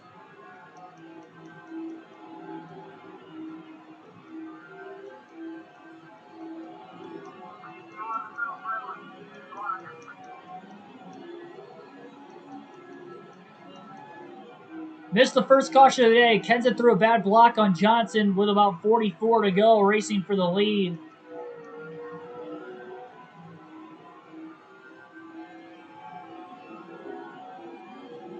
But now it is Tony Stewart who leads the race after the yellow, with everybody just kind of bunched together right now.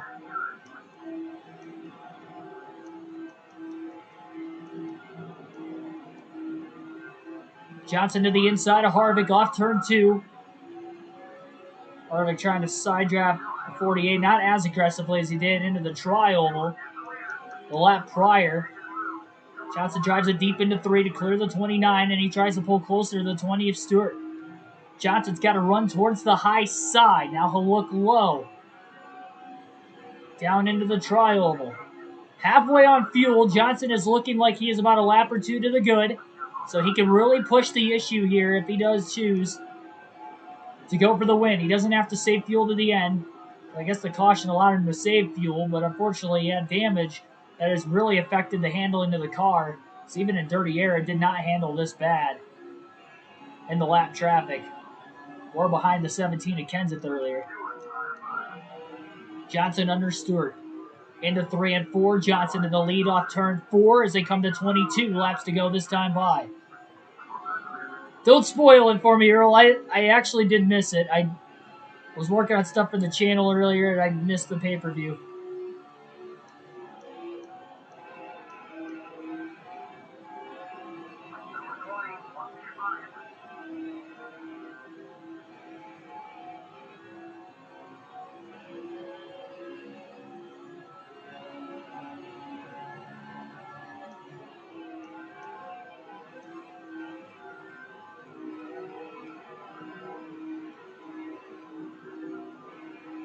Yeah, I figured we were close, but we're better than what we were before the caution as far as the fuel purposes. The only problem is that instead of it just being between the 17 and the 48, now we've got other cars in the mix. Now, the 20 Stewart was probably the best on fuel, so he could have been a factor on gas to the end, but now he could actually just physically race his way around, and knowing that everybody else is seemingly good on fuel, with that caution, this is Stewart's best chance to win now. And he's obviously got a strong car. It's a 4-car breakaway all of a sudden. Johnson, Stewart, Harvick, and Dale Jr., all Chevys. And all for 4 different race teams under the Chevy camp. 20 laps to go at Michigan as Jimmy Johnson tries to hold on to win. The good news is if a Chevy goes to victory lane, this is the state, of course, the home state manufacturer for both Chevy and Ford. Stewart off turn 2 to the inside of Jimmy Johnson. Johnson trying to hold the top. He doesn't have the handling in the car that he did earlier in the race, and Tony Stewart is with ease clear off turn 4. So Stewart leads again at Michigan. Johnson, though, back to the bottom. Got a good run in the draft into the tri-oval, and clears Stewart right back again. Dale Jr. makes the move for third to the inside of Kevin Harvick.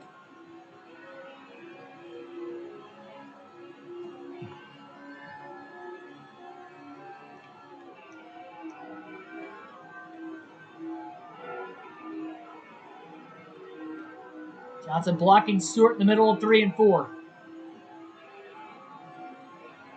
Does handle better with the clean air to be able to make that cut. I wouldn't doubt with the damage that Stewart may be a little bit quicker than the 48, though.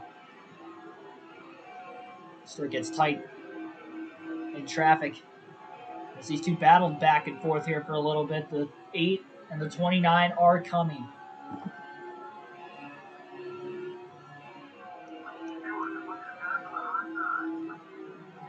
I never really watched Impact so much. Not really at all growing up. Never really got into it.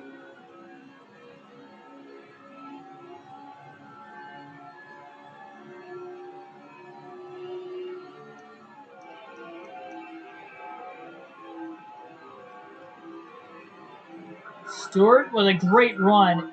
More so in the middle of the corner that time. Very close to contact as he tries to side draft the 48 of Jimmy Johnson. Down the back straightaway, he pulls the 48 back a little bit more into turn 3. Johnson slides the tires a little bit as he tries to pinch the 20. Stewart not going to clear, though, up high. And where will Dale Jr. go? He is right behind both Stewart and Jimmy Johnson.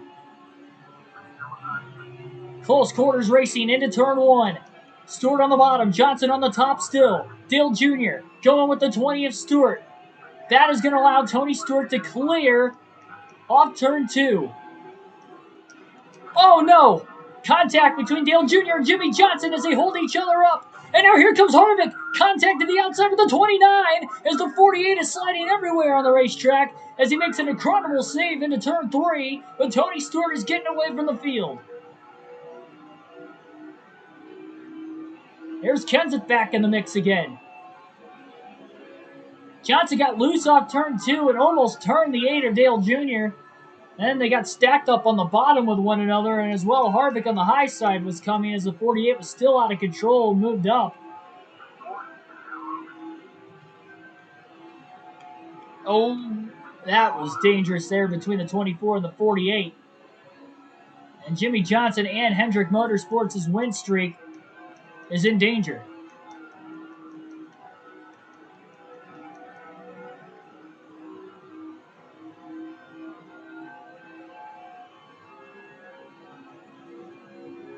One Hall of Famer was there. Well, I know Goldberg was wrestling. I know he was on the card. There was another one. Oh boy.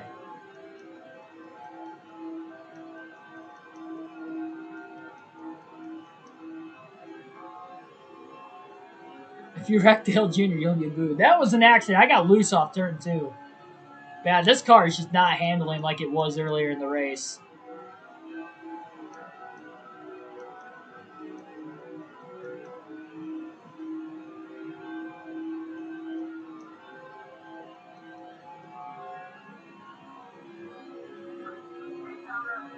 It's just crazy that Jimmy Johnson might have another Michigan race slip out of his grasp. And it really kind of started with Matt Kenseth pulling the block. Meanwhile, Kenseth is back to 4th. He has passed Jeff Gordon and Kevin Harvick over the last couple laps. Don't forget about the 17 of Kenseth. For causing the only caution of the race, he is trying to do what he can to close the gap Junior doesn't have anything for Tony Stewart, it looks like, but maybe the 48 and the 8 can draft together to get to Stewart.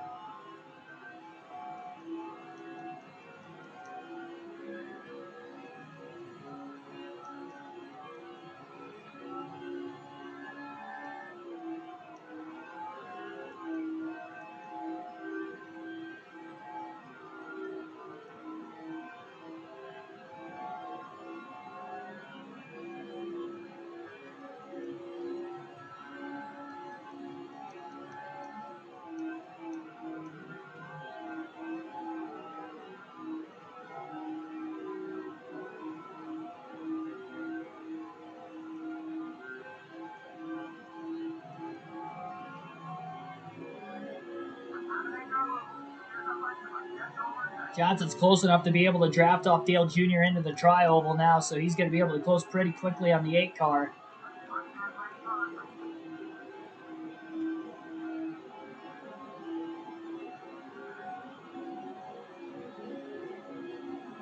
And there they go. Now they're drafting down the back straightaway. Johnson, it's going to say the fuel tank's almost empty at the end, but Johnson should be a lap or two to the good on fuel. The big issue here for Jimmy is if we get another caution close to the end that forces us to go past the scheduled distance is really the main issue for the 48 from now to the end. Down to the apron, into the tri-oval, taking that shortcut, trying to make a move on Dale Jr., but his run got cut off. Jr. had some pretty good corner exit speed there, but they are still drafting one another, but Johnson gets in the wall off turn 2 again.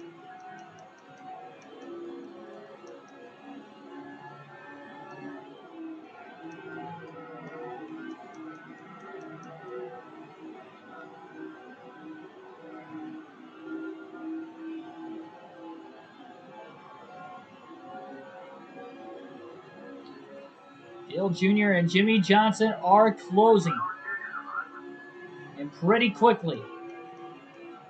Jr. with a big block on Johnson into turn 1. Jimmy keeps pulling low, but he just doesn't quite have the straightaway speed.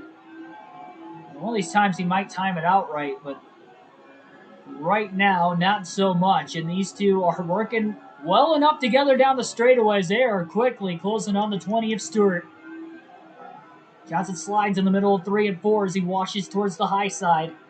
Junior's just trying to mimic the line of the 48. He almost gets into the wall. May have lifted off the exit of 4, allowing Johnson to get a run underneath him into the tri-oval. Junior fends him off. Still got 8 laps to go. Kenseth Gordon and Harvick, they've fallen back a little bit.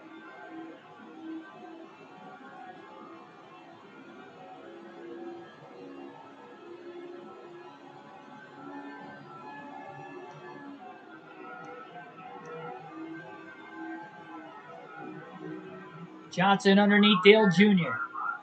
Jimmy got to get a little loose off turn 4, though. He had a really low exit. Jr. really pinched him down there. And Johnson lost some ground off turn 4. Johnson's kind of losing these two now. Might need them to start to split apart from each other. Dale Jr. had a big run on the back of Tony Stewart in the draft through the tri-oval. Trying to maybe back up and get a run down the back straightaway to make a move into turn 3. Johnson barely clinging onto the draft of Dale Jr. Just enough to try and stay in things, but Jr. really pinched that 48 car down.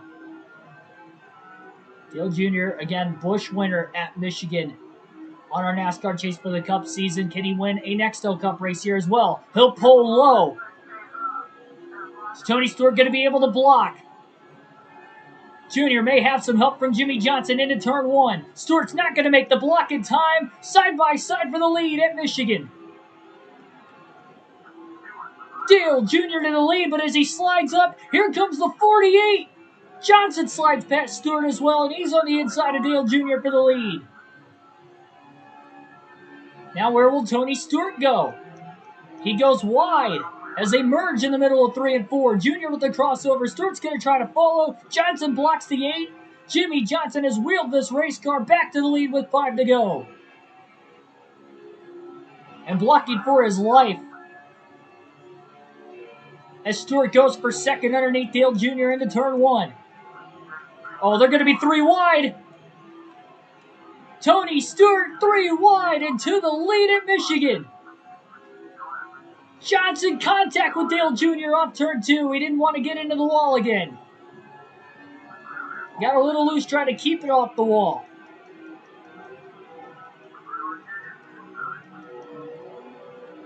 Lost a lot of momentum there. Dale Jr. crosses Stewart over. Johnson to the bottom. These three putting on a show with 4 to go. Oh, Johnson's really deep into 1. Slides. A contact with Dale Jr. though. That might give Stewart the run. And it does. Tony Stewart to the lead. Johnson brushes the wall. That killed his straightaway speed after getting into the wall off turn 2. He went for the home run. Junior's going for the home run himself in 3 and 4 again on Stewart.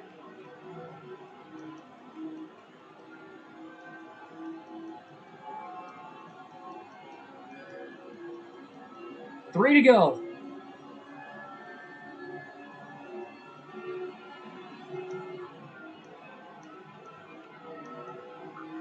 Johnson to the inside of Stewart, 1 and 2.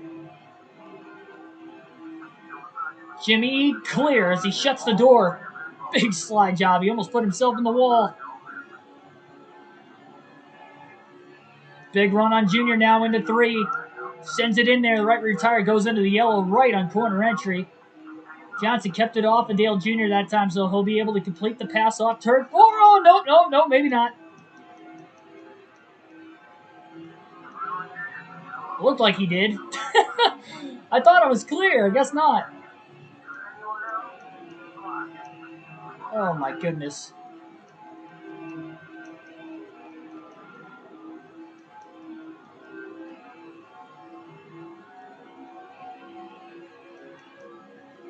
It looks like it's going to come down to the last lap. Johnson trying to block Tony Stewart down the back straightaway. Jimmy slides up the track again in 3 and 4.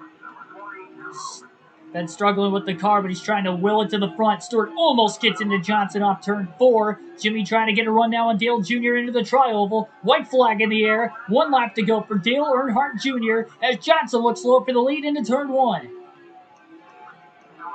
Jimmy clear.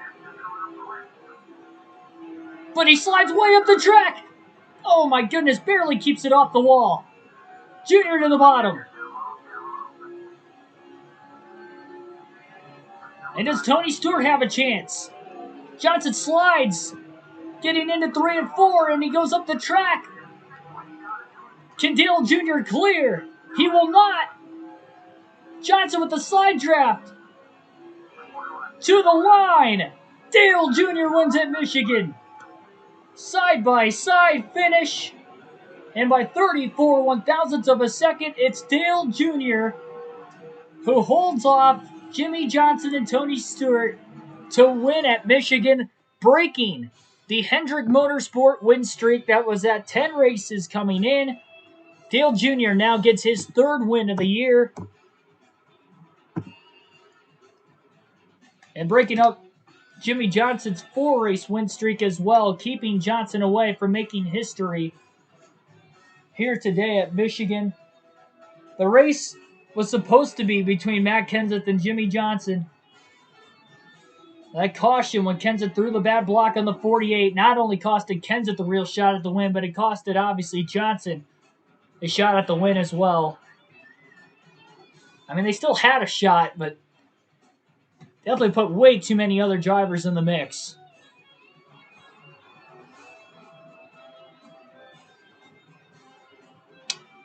Another thriller at Michigan, but another race that we just get robbed at on this racetrack. It's like every time we come here, it doesn't matter what series, we're always second. Second or third.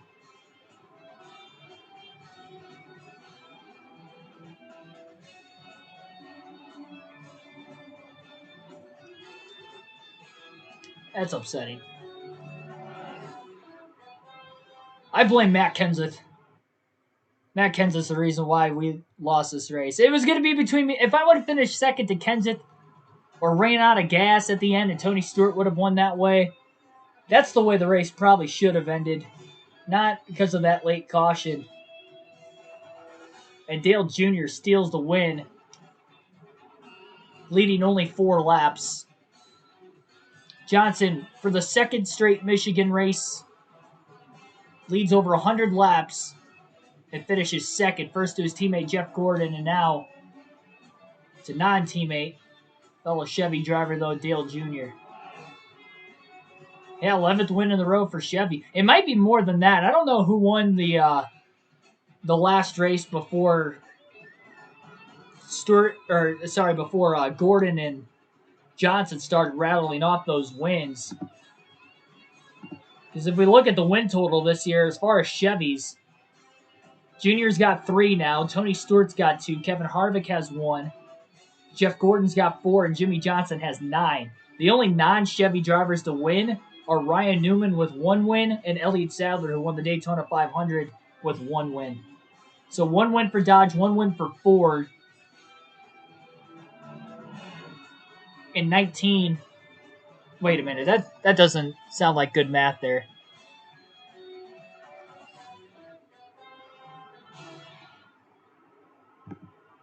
I might have made a mistake. I think I have... How many races have we ran this year? 21? I might have accidentally added an extra win for me. Hold on a second. 13, 14, 15, 16, 17, 18, 19, 20, 21. No, yeah, that's right, 21. Yeah, that makes sense. I did my math wrong in my head there for a second. I was thinking... I counted 23. I counted 21 the second time, so yeah. That's just insane. I mean, I tell you, when it's been a Chevy-dominated season, as far as the points races go, we are 21 races in. Chevy's won 19 of them. I'd be damned if a Chevy doesn't win a championship this season. Anyway, there's a look at the finishing results. Dale Jr. with the win. 4 laps led. Johnson, 135 of the 200 laps led today. Finishes second. 32 lead changes. 1 caution for 3 caution laps. Tony Stewart finishes third. Jeff Gordon, 4th. Matt Kenseth rounds out the top 5. Stewart actually led 29 laps today. That's kind of surprising. He actually led more than Kenseth, which is even more surprising. He led the second most laps. Harvick led 3 there off that last restart. Finishes in 6th. Kurt Busch 7th. Dale Jarrett 8th. Bobby Labonte 9th. Casey Mears rounds out the top 10. Good run for Mears. And we had 14 drivers finish on the lead lap. We'll see how many DNFs we had. See whose predictions were right or wrong. Greg Biffle blew an engine on lap 2. Seth Taylor at lap 3. Ricky Craven at lap 10. Oh no, not Elliott Sadler again. What is it? What is going on? He broke the curse last night at Watkins Glen. Elliott Sadler broke the curse last night at Watkins Glen. He had 5 DNFs in a row. We went to the Glen. He didn't finish top 10, but he didn't DNF. And then we come back to Michigan, and he blows another motor. He has now blown an engine in 6 of the last 7 races. And I think he can put a fork in him. I don't think he's going to make it to the chase anymore. Poor Casey Cade, he came in very close above the cutoff line. He blows an engine. Lap 57. Jones blows an engine at lap 67. Michael Waltrip, who actually led 1 lap early in the race, he blows an engine. Jamie McMurray blew an engine. Gibson blows an engine. Ryan Newman blew an engine. My goodness. 10 DNFs. We had 10 DNFs tonight.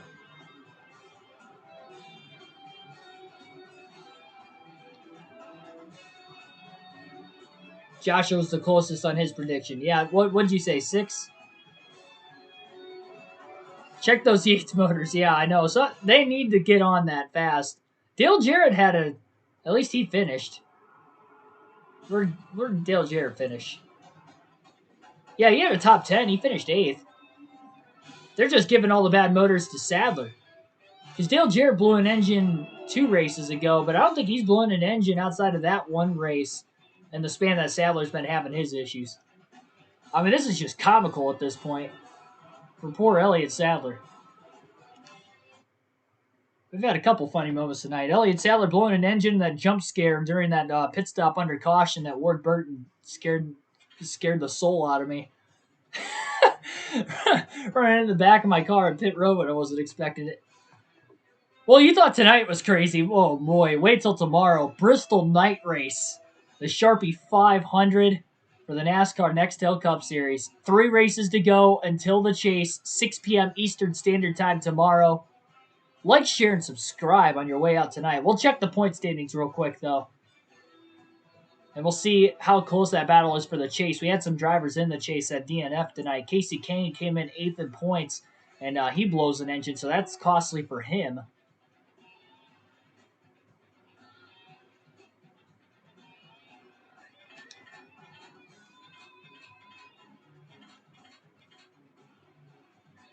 201-point lead for Johnson. He does extend the points lead on Gordon, both with leading the most laps. Gordon didn't lead a single lap in the race today, so no bonus points for Jeff Gordon.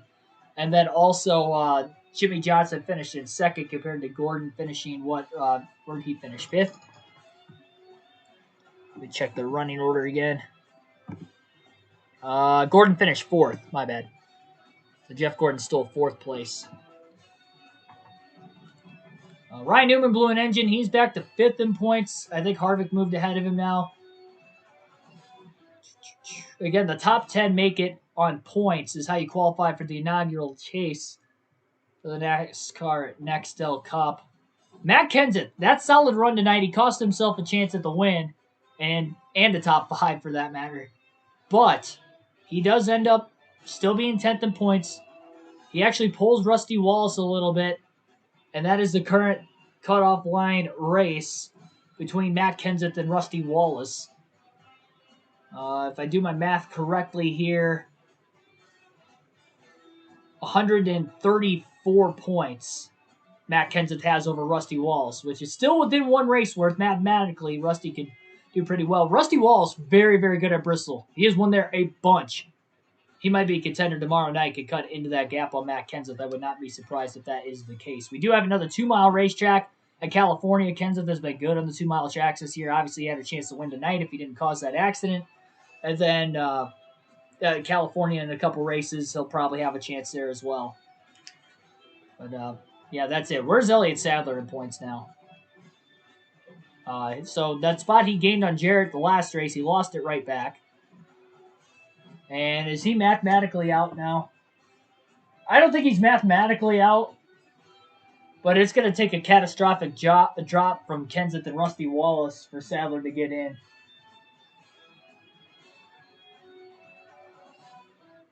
Okay, let's see here. 2642 minus 2234. 408 points back with 3 races to go. You can outscore somebody by 100. What was it? 153 points in a race or 156. I can't remember. Michael, what'd you say last night it was? Oof, Seth, welcome to the stream. Someone put a fire again in your mailbox.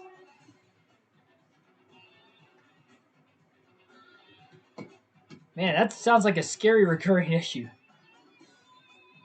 Hopefully you get that situated. Let's just say 163. I mean, or even if it is like 151, 154, he's still mathematically got a chance. No matter what exactly the point situation is, mathematically, Elliott Sadler has a chance, but the likelihood, 156. That's right. Yeah, he still mathematically has a chance, but it's not looking likely. He's gonna need some help, and honestly, he's gonna need 2 helps. He's gonna need help from Rusty Wallace and Matt Kenseth. Wallace DNFs once, Sadler's back in. He's probably gonna need Kenseth to DNF twice. And then Sadler's got to start to get to the end of these races, too. Tough break that the Daytona 500 winner might miss out on the chase. Jeff Burton, not that far behind him. He's still got a chance. Brendan Gaughan, 15th. Still 15th in points for Brendan Gaughan, the rookie. Not bad. But Yeah, it's honestly a really tight race between really 12th in points all the way back to 19th. Super, super tight in points. But those are all non-chase spots. So. Well, that's going to be it. Like, share, and subscribe for more daily NASCAR content. Still tied on poles with Ryan Newman this year. Hopefully, we can break that tie tomorrow night at Bristol. If not, Newman will probably qualify on the pole, but we'll see. We'll see. So, again, like, share, and subscribe. Hopefully, you guys enjoyed this stream tonight. 6 p.m. Eastern Standard Time tomorrow. I will see you guys Bristol night race right here on the channel for the Cup Series on NASCAR Chase for the Cup 05. Should be a wild one. 3 races to go till the chase. Thanks for watching again. Have a good rest of your Thursday night.